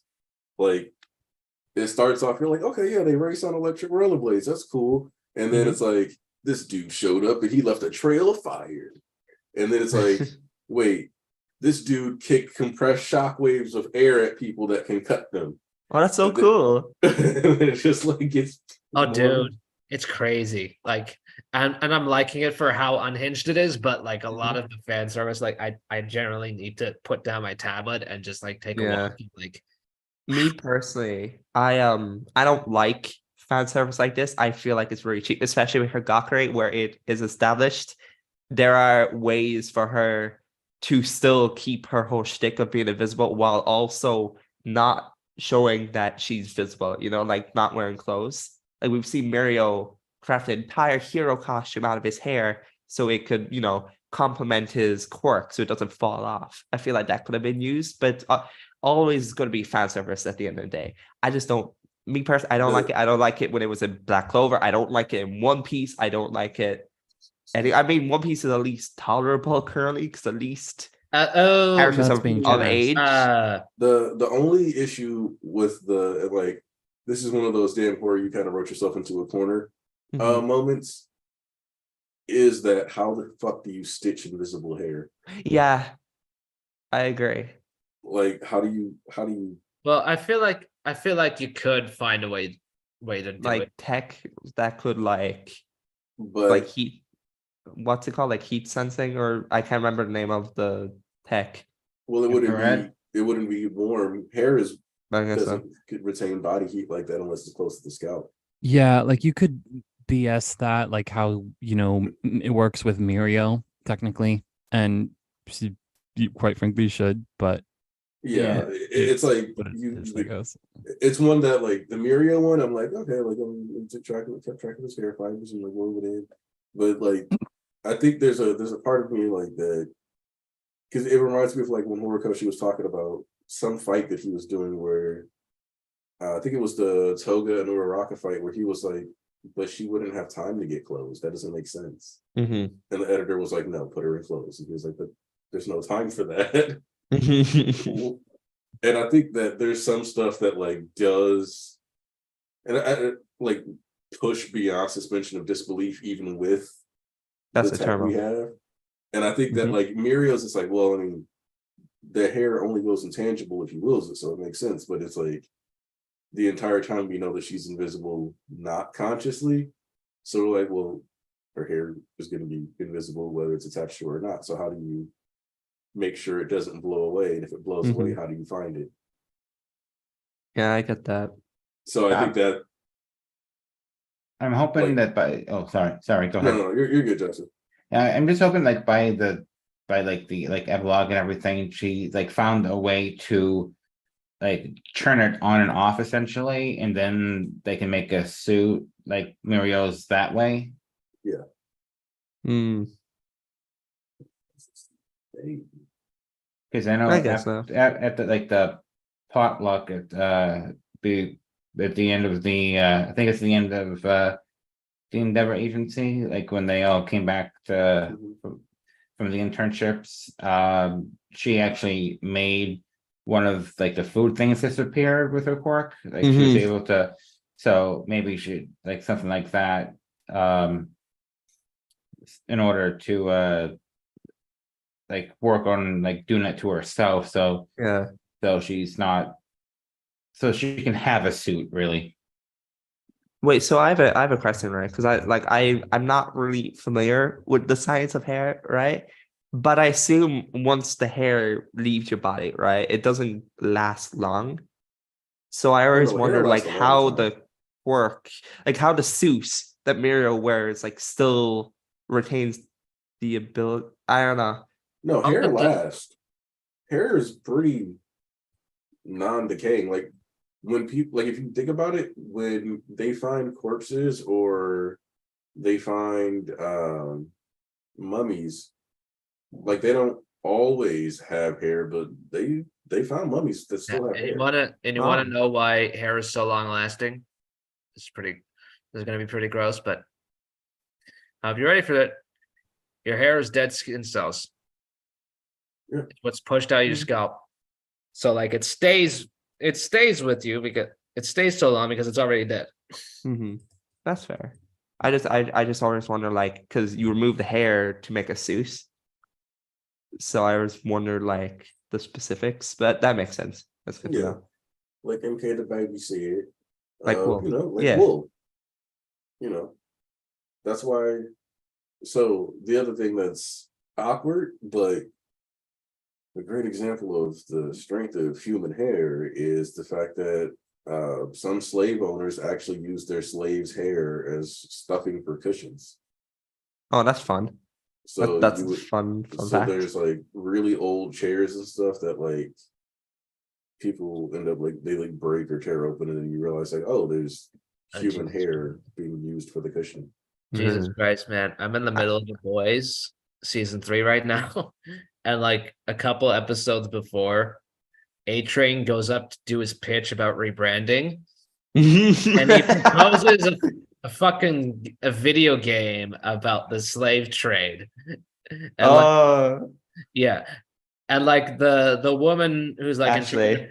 charge of Ashley, who's in charge of PR, and she's just like, is that a game about the slave trade? Like she just doesn't bother to listen anymore and just, like, rushes him out the door. Is like, thank you for that. I love her first reaction to it. It kills me every time. Oh man. That's funny. Uh, But yeah, I really hope like I get it. I do think it's not because we always loop back to this conversation, right? Whenever there's like a topic or a conversation about the women in MHA, we always come back to the fan service. Like Momo is the most infamous example. Like she has been like her hero costume has been argued about for years, probably like 8 years. I'm gonna be honest with Momo. She's honestly not that bad considering what the quirk is. Yeah, compared to every other example, not that bad. No.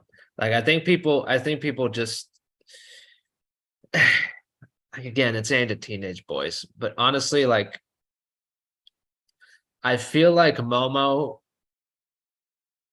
like she has a revealing costume for sure, but it's never framed. It's rarely framed in like a sexy way. Mm-hmm. She just kind of is very dignified and kind of, I honestly I'd argue Jiro's been more sexualized than Momo in this series. I'm gonna be honest. Like when you look at all the art throughout the years, he's been very particular about how he draws Jiro. So To a certain I don't see it. degree, yeah, like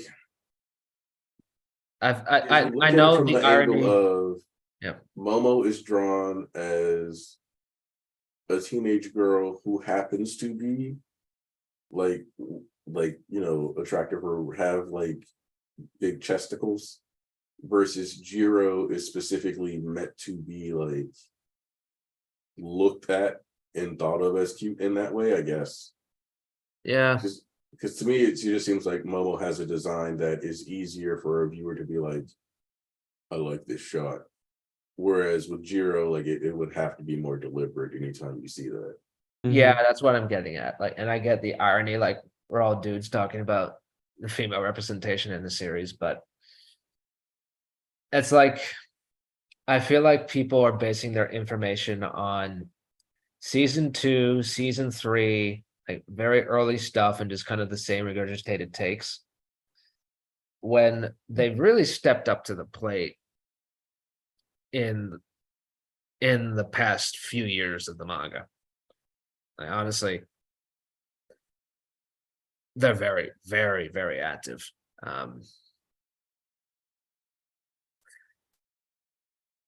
I will say it is like Who Changed My Name asked, is it still fair to criticize the fan service, the sexual jokes like Minetta and Midnight? Yeah, absolutely. Yep. No one's saying that you can't. Yeah, I just think there's a way to go about the criticism, and I feel like a lot of like people in Addy Twitter, or at least like in the MHA community, have been going about it the wrong way. I feel like a lot of people who've taken to social media who just got into anime, their reactions to fan service are kind of it just feels like very small potatoes. I'm gonna be honest. Like it's like you're like you don't have to like it, absolutely, but I feel like I don't know how to say this. It's like MHA is hardly the only and far from the worst offender of this. It's like the fan service we've gotten, I think we're trying to make the point of, is very, very minor in the grand scheme of things. Like even a lot of series we've brought up, like I mean, like you compare this to something like JJK. Gege says that he doesn't draw a lot of fan service of women because he knows his parents read the series. I think he dropped Guru. Yeah, he's literally just embarrassed to do it. He's too embarrassed to do it. I'm too embarrassed to do the incest, so. Okay, can we not mention that, please? I don't want to be put into a bad mood. I don't like your rose. Dude, I don't want to give too much away, but if Sukuna does next week what I think he's gonna do, washed. 100% washed. Like in the Done. Merrick Ishtar kind of sense, or like just, well, actually, no, the Merrick Ishtar kind of sense is exactly the kind of washed you want. I don't know. Am I the only one here who watched Yu-Gi-Oh at any point in their lives? Absolutely. I was never completely, into it. Utterly washed. Gojo has been showing him up that entire fight, and he's had like 3 kind of tricks he's been rotating through. And if he pulls out this other one out of his ass as like a last ditch save, oh man. Oh Yeah. I'm sorry, but like up on like throughout this entire fight, I've been looking at the people who have been like, obviously opinions, I respect it. But when you say Sukuna is more impressive and cooler than Shigaraki, after this fight, Shigaraki ain't tossing fire extinguishers. dude, I'm gonna be honest. I don't even like Kenjaku much more than AFO. Yeah, I feel like Kenjaku is kind of like your kind of discount all for one. I sure hope everyone watched. Okay, I will say this about Kenjaku. I will say this about Kenjaku. Compared to All for One, whereas All for One is like competent but very much overestimates himself, Kenjaku is confident and knows his limits. But I don't find him a particularly interesting antagonist, to be honest. I agree. But we'll see. JJK is about to enter its last stretch. So yeah.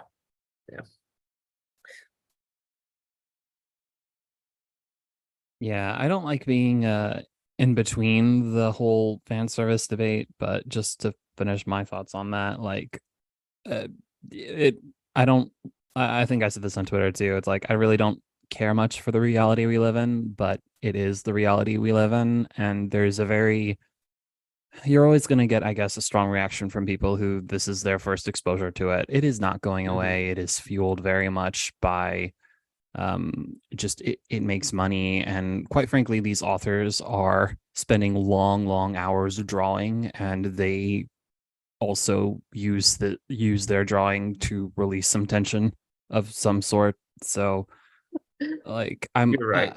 It really just is what it is. I don't particularly care for it. I do think Midnight is absolutely the worst offender of this. I just cringe when I see her.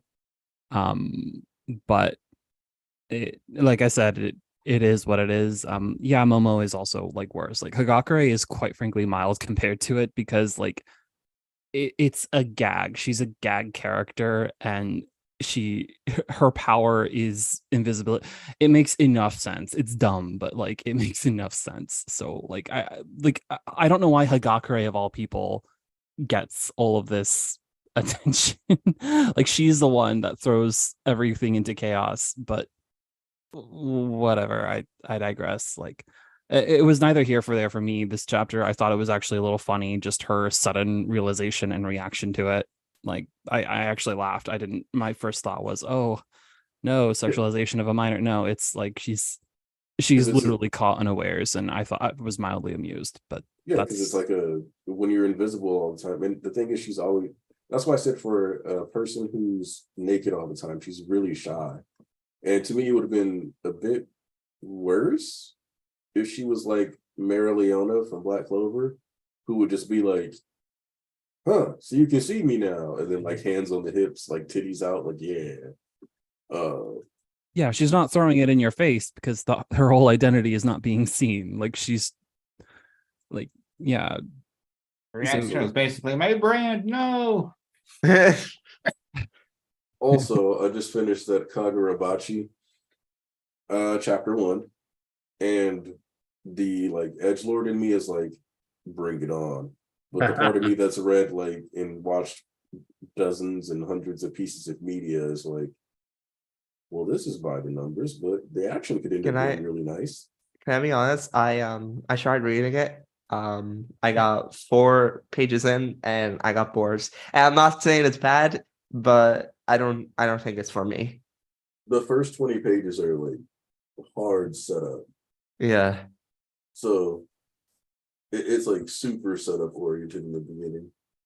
Mhm. And then it like I Like, enjoyed this it. hasn't- I'm looking forward to see how it develops. I enjoyed it well enough. But you know, the real question is like, okay, well, is this thing gonna last or is it not? So far, I have 2 issues with it. One, I don't really have a great sense of the world. I don't have a Time great. jump. The setting is kind of like still kind of murky to me, whereas like you compare this to other series. Like, I mean, I'm not saying you have to do world building immediately. Like there are things like in JJK where there's a secret world that you don't know a whole lot about, and then you learn gradually. But like, it's not a secret world; it's just a world they live in. And I don't really have a great sense of the power system or a lot of the characters. And 2, I think it really lacks a hook. You know, like I can deal with like the edgy dialogue, like it's funny, but it doesn't really have a hook, like, you know, even seeing the dad die or something. Like there's not really anything that's really grabbing me so far. So Mhm. like the only like the hook I think is supposed to be the very last page. yeah. Because it's like it's very rare these days in Jump to start us with a protagonist that is Jump doesn't usually give us protagonists that lean far more into anti-hero. So from that perspective, I'd say the closest we've gotten is the Yuzakura family. which they still end up landing super and like Tanjiro or not Tanjiro. I don't know why I'm blanking on his name right now, but the MC of that series is pretty clean cut. Yeah. Like, so this guy being like, yeah, I wake up every day with fresh hate. Like, we have a solely operating off negativity character right now. So like that's kind of he's like in contrast to basically all the other main characters in the magazine. Which, you know, and like within the context of the magazine, there's a bit of a fresh breath of fresh air. And I think the art's good. Which we know that the art will only get like cleaner as the series progresses. That tends to be the case. Yeah. It's a very different era for Jump. Like, I mean, like I said this on my account, but the era of like long running epics that reach like over 400 chapters, like even your Reborns and your Shaman Kings and whatnot, that era's over. Like that's done. You're not seeing that make a comeback for a bit. And so I'm interested to see what the new regime is like, especially as One Piece, you know, like I know One Piece still has a long way to go, but it's definitely on its way out of the door.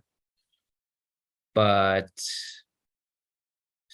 yeah, it's just very strange to think about where we're at. Like you're not I don't think you're gonna see more straightforward, kind of like fight to the top type of series anymore.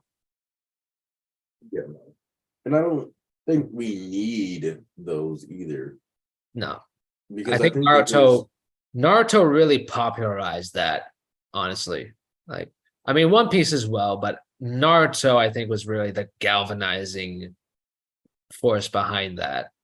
Because I One Piece think is more about exploration. Naruto was always about fight, fight, get stronger. so. I don't think that how do I put this? I don't think Demon Slayer is one of like the best, right?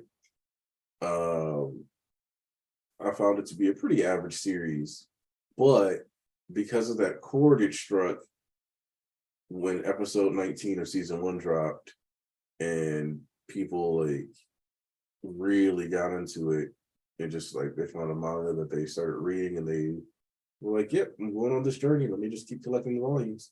Um, I feel like Jump was like, "Oh, we can sell millions without having to like drag shit out. Mhm. This is a breaking discovery." And so while I don't think that Demon Slayer's quality necessarily lined up with like its success, I think it has given freedom to other mangaka to be able to kind of not necessarily have to worry about padding, especially if the series is successful. So if you can just get your series to have like a good volume 1 or 2 sales, I feel like they'll let you write how you want to, and they'll worry about an anime down the line later on. Like Undead Unluck's anime not starting until next month. Whoop, whoop. Speaking of which, we have a new PV for it. Ooh. Yeah, I'll send you it. David Pro. They Uh, never miss. But with that happening, 175 chapters into the series, it's like they're doing a better job of being like, we'll just have a huge backlog. We'll try to pitch the series once it has a decent backlog, and see if we can just get a ton of sales just off backlog volumes of new readers and stuff like that, and go about our day. Because arguably we could have gotten Undead Unluck anime in like 2022, late 2021, but we waited, and I think we waited, and I'm glad we did, for it to have like 3 years worth of content. Whereas My Hero, I'm pretty sure that My Hero anime started with less than 100 chapters. Yeah, it was there was a mention by Horikoshi in the foreword of volume 6, which So, yeah. covers like the first Yeah. chapter 52 is in that volume, I believe. It was, it was chapter 65, I think, when they announced it. So that's very early. So it's And like and for sure, if it got done that early, then they saw chapter 1 and were already setting up the anime. Like they do that sometimes. yeah, but it's like anime in seasons and waiting to do an anime until there's a decent backlog. That's like, I think there'd be two obvious like things, but I don't know why it took so long for them to reach those conclusions. And honestly, like I think in the long run, this is a very interesting era for Jump. Like I think a lot of the people who have grown up with the Naruto generation are not finding a lot in the magazine that's really for them anymore. They're going after a new generation. And to be honest, when you look at Jump before Naruto, there were also a lot of series that were not really about like fighting to the top or necessarily getting stronger. I think you had what was it called? Stuff like City Hunter. Like, So for me with Naruto, the heart of it was that bit about loneliness and the difficulties around, your own self-confidence, whether or not you hate yourself or love yourself. To me, that was the core of Naruto. that's what made the entire first part interesting up to and including the fight with Gaara. I feel like when Horikoshi said that for him, it sort of ended with Naruto versus Sasuke. I tend to agree because that's where it ended for me too in some respects, because Naruto hasn't really been about that for most of Shippuden in my mind. So that's just my thoughts on Naruto broadly. But in terms of the new series starting, so when I'm thinking, I am looking for that heart, like what is the heart of this story here? Like, what are you trying to tell? Mama Yu Yu, I think, has it because the protagonist is struggling with existential things, much like Deku, much like Naruto. This new one, what is it? I just had it up. I forgot the name. Kagurabashi. Kagurabachi, right. So it reminds me of Bleach. Now, Bleach does have heart, right? Like it goes through pains establishing Ichigo's love for his family and such. And I'm not gonna say Kagurabachi doesn't have heart, but I'm not really seeing it here because this is a very generic, formulaic type of opening. It's pure raw text. It really is. So like I find it cool, but at the same time, I don't know how long you can actually write material for this show because it's so baked in revenge, kind of. I mean, it's funny. The dad actually reminds me a lot of Ichigo's dad, like his relationship, like the father-son relationship that you see there. That actually reminded me a lot of Bleach more so. And then you of course have the style being darker as well. That said, I'm not sure this one will make it, funnily enough, considering all of the weird reactions people had to the leaks of it. Just like, this protagonist is better than Deku. And I'm like, really? This is to me, this Dude. looks like another Phantom Seer, but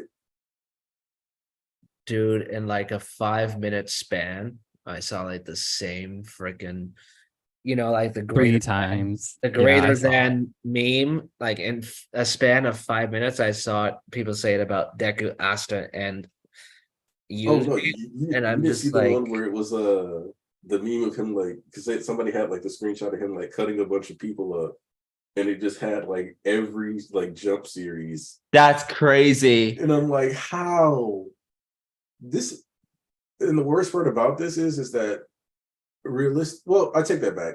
I think a lot of people will actually read this because a lot I of think they people should. online don't associate themselves with being an edgelord because they're not like goth or they're not like, oh, I'm so emo and dark and broody and like all that stuff. But like a lot of people are actually edgelords. And I yep. think Guilty. Kagura like and I do enjoy some edge, don't get me wrong, but it's just like the story needs more than edge for me to really like grip onto it right now. So like No, exactly.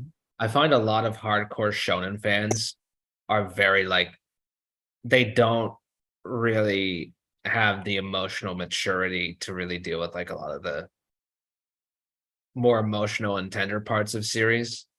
They just purely like the action and the new forms and the edgy stuff, which also explains why when Deku went through his edgelord phase, that was when the series was hyped up the most online, because like it was finally granting their wishes, You have permission now to like this kind of thing. And I'm Yeah. just like, I roll my eyes with And then that. when Horikoshi pulled back and showed how unreasonable, ridiculous Deku was being, even a lot of hardcore MHA fans kind of didn't respond to that very well, because it was kind of like pointing at them and saying, okay, well, you're not being entirely reasonable about this. This is not the right way to go about this.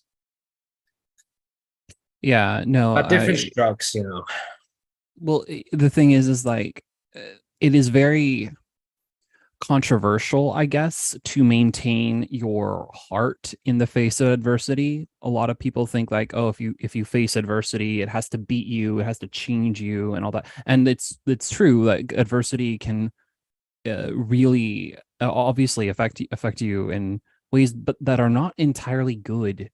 It could make you stronger in some ways, but like it's depending on, it could just break you.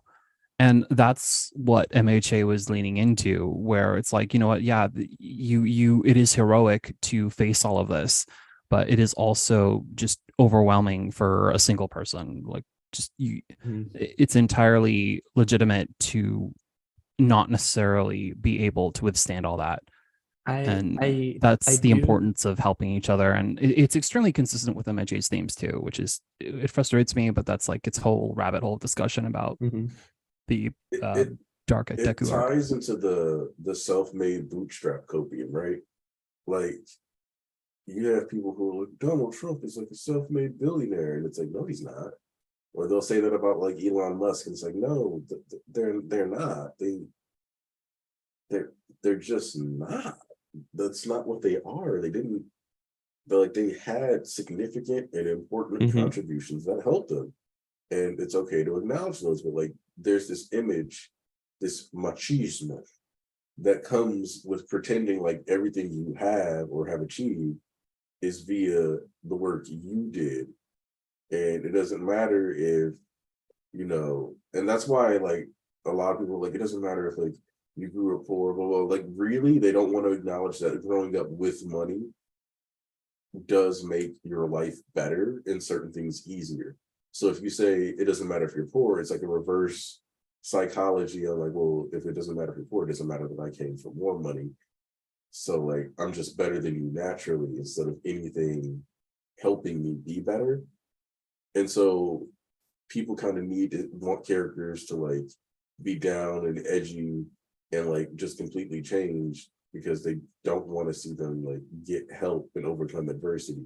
They Mhm. want them to just chat it out and do everything themselves, even though people seldom, if ever, end up in good spots if they go through adversity and never get any help at all. And to Deku's credit, it's not that his morality or core character is changing. It's more like his body is giving out and he feels alone and isolated, but he also feels like he has to be that way. Like Deku as a person is not like morally bankrupt, regardless of what he goes through.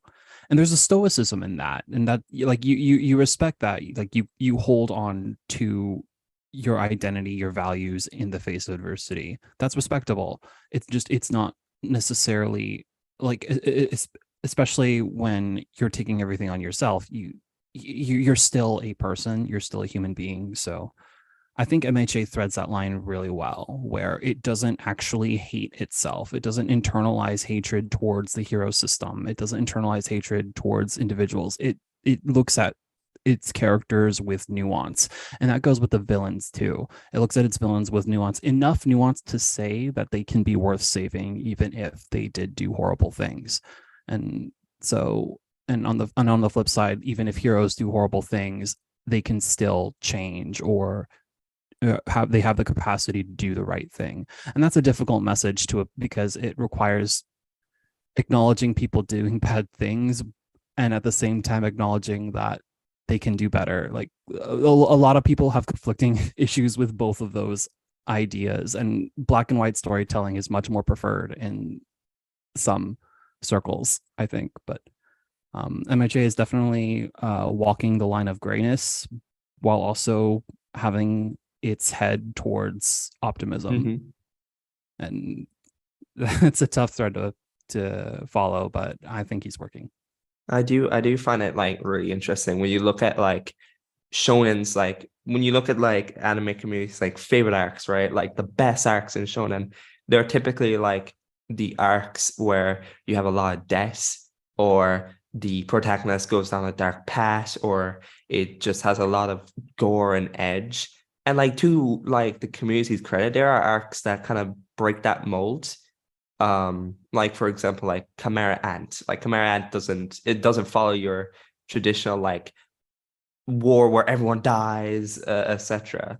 but I do think like, and the anime community has kind of just preferred this way of storytelling when arcs like Culture Festival, where it's really refreshing and it's really helpful towards the story, the narrative, and the characters, are kind of shitted on and just misunderstood when the message that Horikoshi was trying to push with Deku, gentle, the brava, airy, um, it was kind of like simple. It felt like you didn't get this.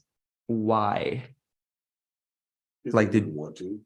yeah, that too? But did the reading comprehension kind of just cap out? Because obviously they had the overhaul arc, which is like high octane stakes and battles that are really, really cool. And then you get to like this arc where it's more personal, it's more down to earth, it's more grounded, where you get to see these kids be kids, go to a festival, perform, make candy apples, and then obviously you get Deku's real first on one-on-one, hero versus villain, where he actually doesn't injure himself. He gets to be the hero that he is.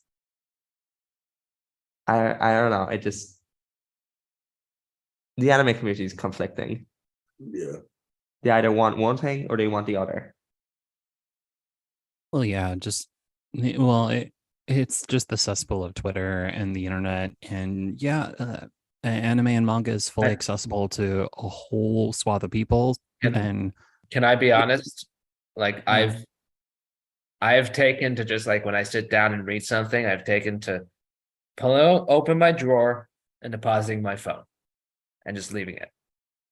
Because I don't want to like feel the pull like in the middle of it to be like, okay, what's going on? Or I need to talk about this. Like I feel like we can all benefit from like cutting that out more. space, yeah. It's very addicting in ways that you don't really anticipate.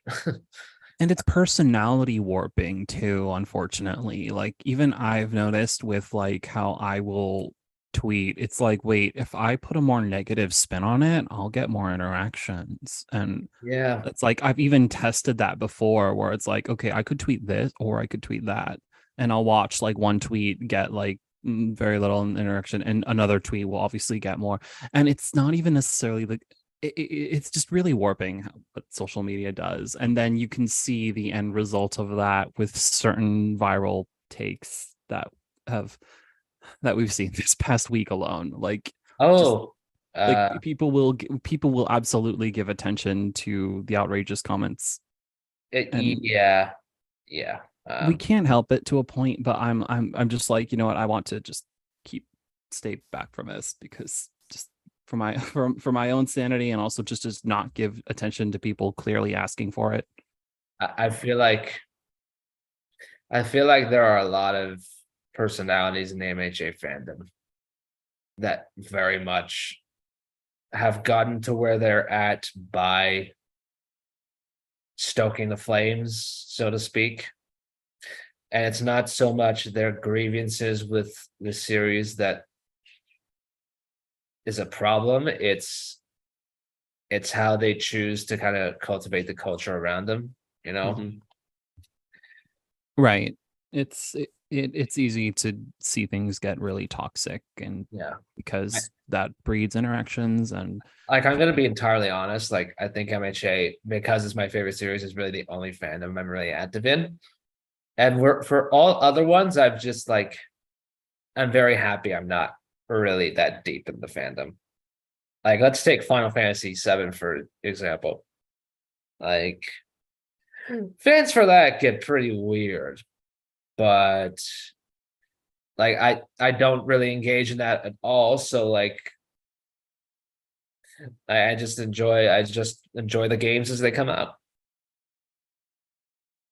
let's see. I hear New Age Exorcist seems to be doing good, but that didn't really grab me. Maybe I'll give it a relook, I guess. For right now, I'm not so much into like newer series or even series that are ongoing. I'm looking at series that are finished, so I can just read Fair them all enough. the way through. Yeah, Seven Deadly Sins of the Ichinose Get away family from is wild. 7 I'm deadly waiting for it to, cases. I'm waiting for it to that. end, but like, how is it gonna end? 7 deadly instances of child services. Yes, that's even better. No, like I'm at this point, I'm just waiting for it to end. Unfortunately, it's like with that Doron manga from a while back. It's like, I- shoot. I'm not even like after all of the weird shit that author has pulled for 7 Deadly Sins. I'm not even giving it a chance. I watched season 1. I was like, this is kind of meh. And then I saw all that creepy shit come out. I'm like, I'm good. Have you seen the 4 Nights of the Apocalypse content? I saw what they did to Jericho. Yeah. The seven Oh, deadly groomers. yeah. 7 Deadly Groomers. I was so mad. Like, what? Like, this is a genuine problem. It just pops up with every single freaking character. Like, even Meliodas is like, you see Hands off my Elizabeth, woman. oh my god. Like, you see Elizabeth, they're like, okay, well, I guess that makes sense. But then you see him guarding her as a baby, and it's like, Mm. what? You'll have the most interesting like backstory, right? In like that genre over in Kodansha. And you're like, oh, I really like this character. Oh, wait, oh, they're doing illegal activity. Oh no. Because like how'd you make a character so cool with like a very like tragic backstory that makes you feel for them, and then like 5 minutes later, titty squish. Those are Wait, those are the Honestly, really that's almost, violent. I almost want to say like kind of like based gag, but also like I get it. That's horrible, but I laugh because just the idea is like, oh, you feel for this person so much, and then all of a sudden they do just the foulest thing. That just Yeah. sounds funny on principle, but I think the author plays it straight, which is unfortunate. What makes me honestly, mad is that I felt for Meliodas. I was like, yeah, get your like your powers back. Oh, I got hyped for a protagonist I don't like. okay, like here's the difference between Kodansha and Shueisha. Shueisha has gotten, like, a lot of hardcore weaves will deny this, but Shueisha has gotten very conscious about their about their brands worldwide. Mhm. And you'll notice in their series, a lot of the fan service compared to even like 10 years ago has toned down a lot. Oh yeah, there Yeah. was a. So I've been reading Martial Arts Master Atsumi, Mhm. and there's a part where the girl like gets on the ground. It's like, let me try out your grappling, and I was like, whoa. But I was like, actually, because I like the way it looked. Like I was like, you know what? No. Yeah. So 10, 15 years ago, the mangaka drawing this scene would have had a panty shot here, and instead he has this girl actually wearing shorts. Mhm. And I'm like, they are deliberately shifting away from that yep. and some of their stuff now, and I appreciate that. I said it in the server when I think it was when the scans came out. I'm gonna be honest, we should be lucky that we're not in Fairy Tail, Either Zero, Black Clover, any of this territory with fan service, especially back then. Like you mentioned, like if this was 15 years ago, Hori would like My Hero would be a completely different manga when it comes to fan service. I don't would even want to say. imagine it. Like there are some Yeah. female characters that I really like in MHA. I cannot imagine People- just the nature of having them thrown into those classic, quote unquote classic Mhm. Yeah, just situations. You know of- what's of funny? skirt shots and whatnot. The Mirko, like when the controversy came about with Mirko's, like, you got to see a bit of, I'm not gonna say I don't want to get Oh, when people were stream like- demonetized. Okay, so the craziest thing about that is that it wasn't the usual people you'd expect to point that out. Mhm. It was people like everybody else was like, this scene is so badass, and then somebody was like, Yeah, it's but so disgusting how there's camel toe here. And then yeah, everybody was like, wait, there's camel toe? yeah, and everyone know, like, it was something people were going to overlook, and I feel like compare this to like 10 years ago, Fairy Tail. Even Fairy Tail still does this. like it's still prevalent. I actually didn't even notice it because I was fortunately off the internet. So yay. Yeah, I didn't notice it Kodansha. because that's not what I look for compared to most people on, any Twitter. Yeah, Weekly Shonen Magazine, Kodansha, is honestly a lot more weeby than Weekly Shonen Jump is right now. Mm-hmm. Like just like they did an adaptation of Bakemonogatari, and I didn't get super far into it, but that was drawn by Oh Great, and that had a if you know Oh manga, Great when you know Oh Great, you has some phenomenal art, but he is very invested in drawing titties. oh yeah, yep. Because he also did Tenjo Tenge, another series that I like. Wait, same author? Yeah, Tenjo Tenge and Air Gear is the same author. I didn't know that. Oh my god. Yeah, Actually, and I might actually have to give Eric Gear a shot. Look, I love Air Gear. The ridiculousness of the air blades, the air, dude, I love it. I like that sounds cool to me. It's almost 257 chapters? It's been on for a while. And it's all about magic roller derby. I love that. Oh, and their panty shot. Oh. Get more than that in the first chapter. Yeah, I want yeah, I just booted it up. Oh, but yeah. And we're pretty sidetracked, so I think we'll do the around the horn and get a wrap up here. So let's see who's all still here. All right, Joseph, you've been quiet, so we're going to start with you and your final thoughts of the chapter.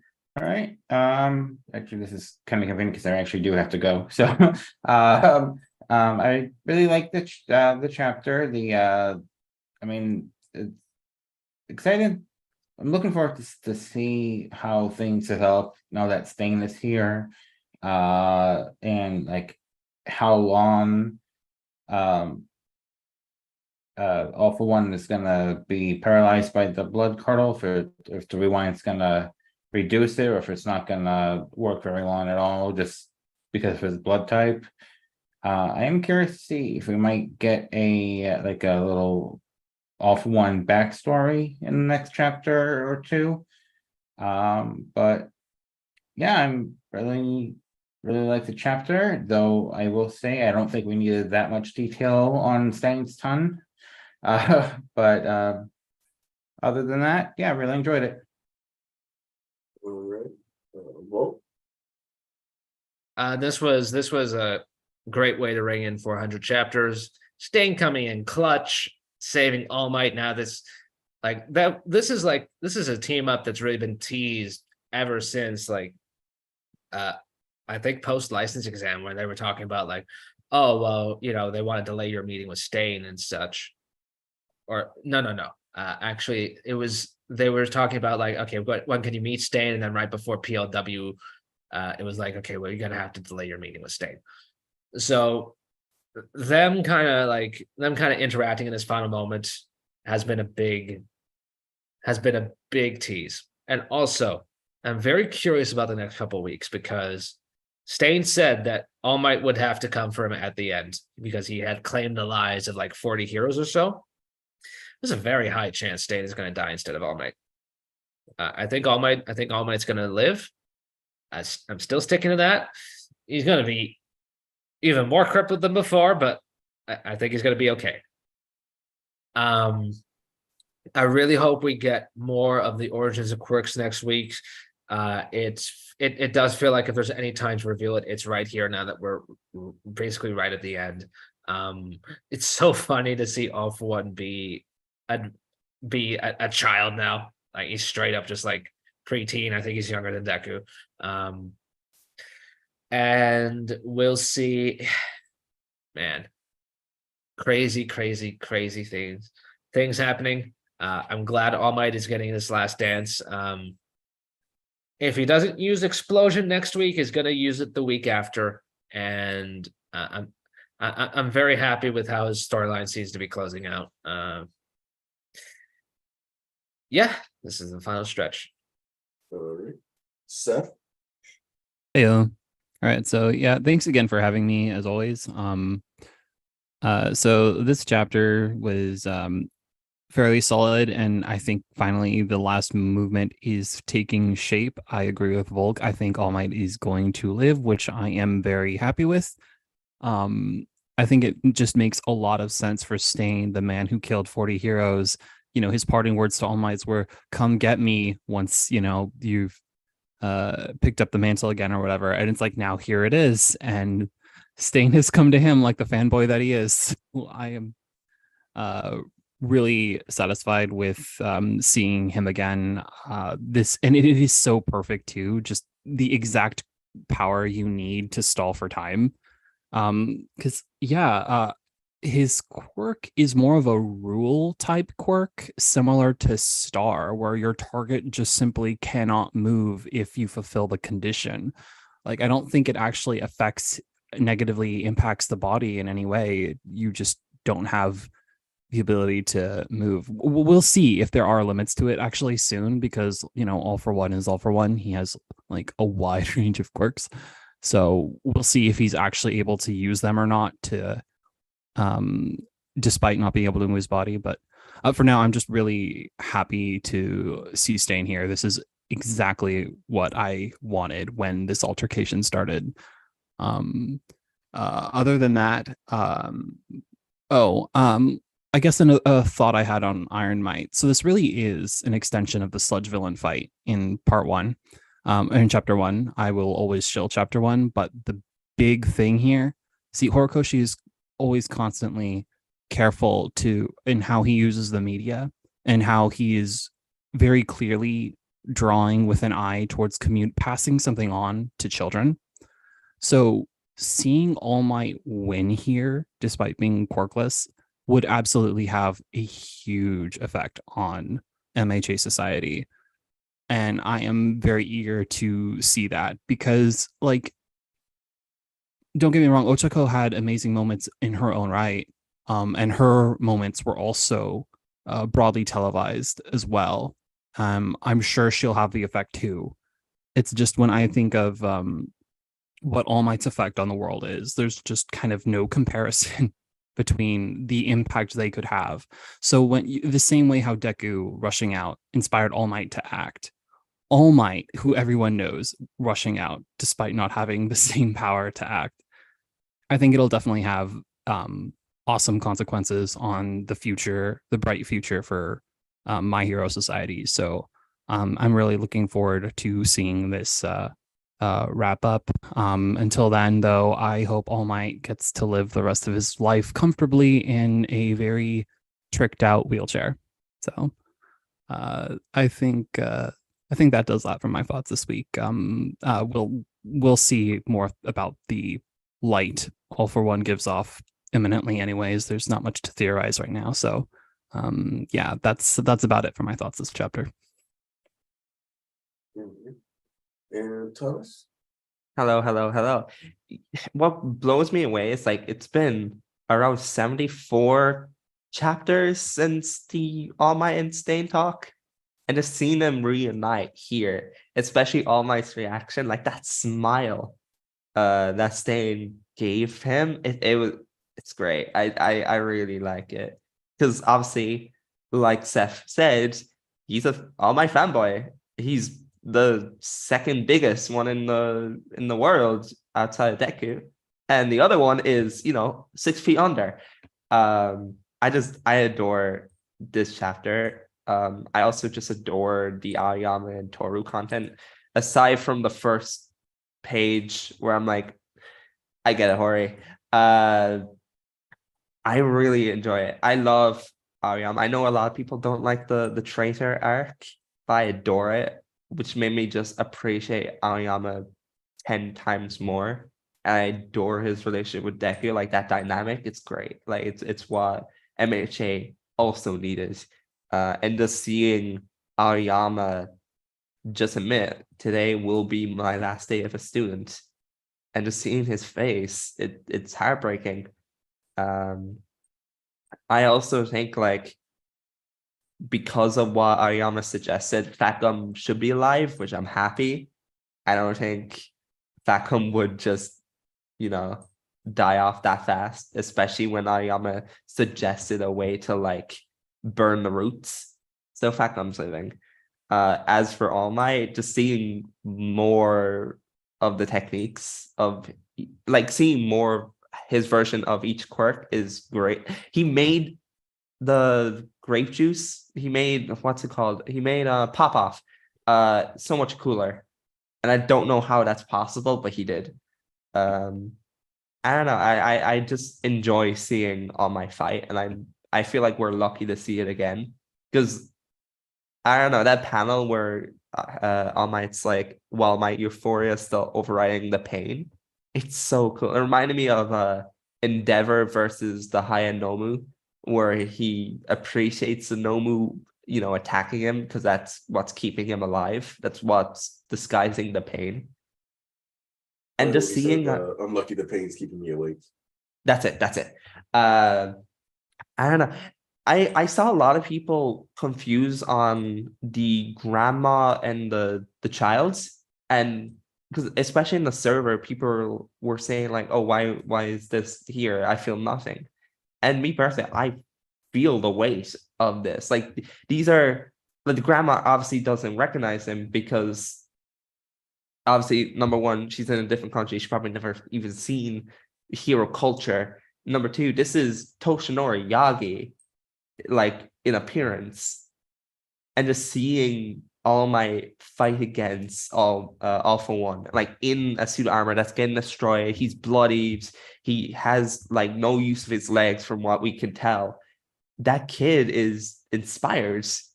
I love like Hori's paneling where you see his face and then you look down and he's kind of gripping his knuckles in anticipation. I love it. And I can't wait to see what's next, like next week, especially with the glowing. At first I thought it was Rewind, like getting way too intense for his body, but then I got intrigued by the possibility it could be the the glowing baby's quirk. So if that's the case, we're definitely getting to see All for One backstory. Either it's next week or the week after. Also, everyone who's saying this fight's been going on for too long, y'all boring. I don't care. You're boring. Everyone brings up, oh, we want to see what happened with the All Might versus All for One fight, but that would feed into the fight being longer. So make up your minds. But yeah, like I said, you're boring. This chapter is great. Everyone stay safe, drink water, like the stream, especially because Hanzu wasn't here to say it, so I'm gonna say it this time. And that's it. I'm out. Thanks. Also, that could go. Thanks to everybody who came through. I appreciate you. From both Thomas and Joseph and Seth, everybody who came through with the chat. I'm looking forward to next week's chapter. I don't think we're on break. If somebody wants to confirm that for me or tell me if we are or not, but we were just on one, so I feel like we should be good. I'm pretty sure we have 7 days of a wait on the Viz site. I'm looking forward to the lore drop. That's the main thing I'm invested in here is these lore drops as we're tying up the series. Aoyama's future, I think he either whether no matter what happens with Aoyama, it's probably going to be able to be filed under the phrase deserved. And I think that puts his character in this really nebulous spot. But yeah, I'm excited for everything that's happened, seeing the reversion of All for One into a child, and then just seeing how we have basically like one more class 1A quirk to reference before things are over. Just really looking forward to it all. So thank you again, everybody who came through. I appreciate your time, and we are out of here.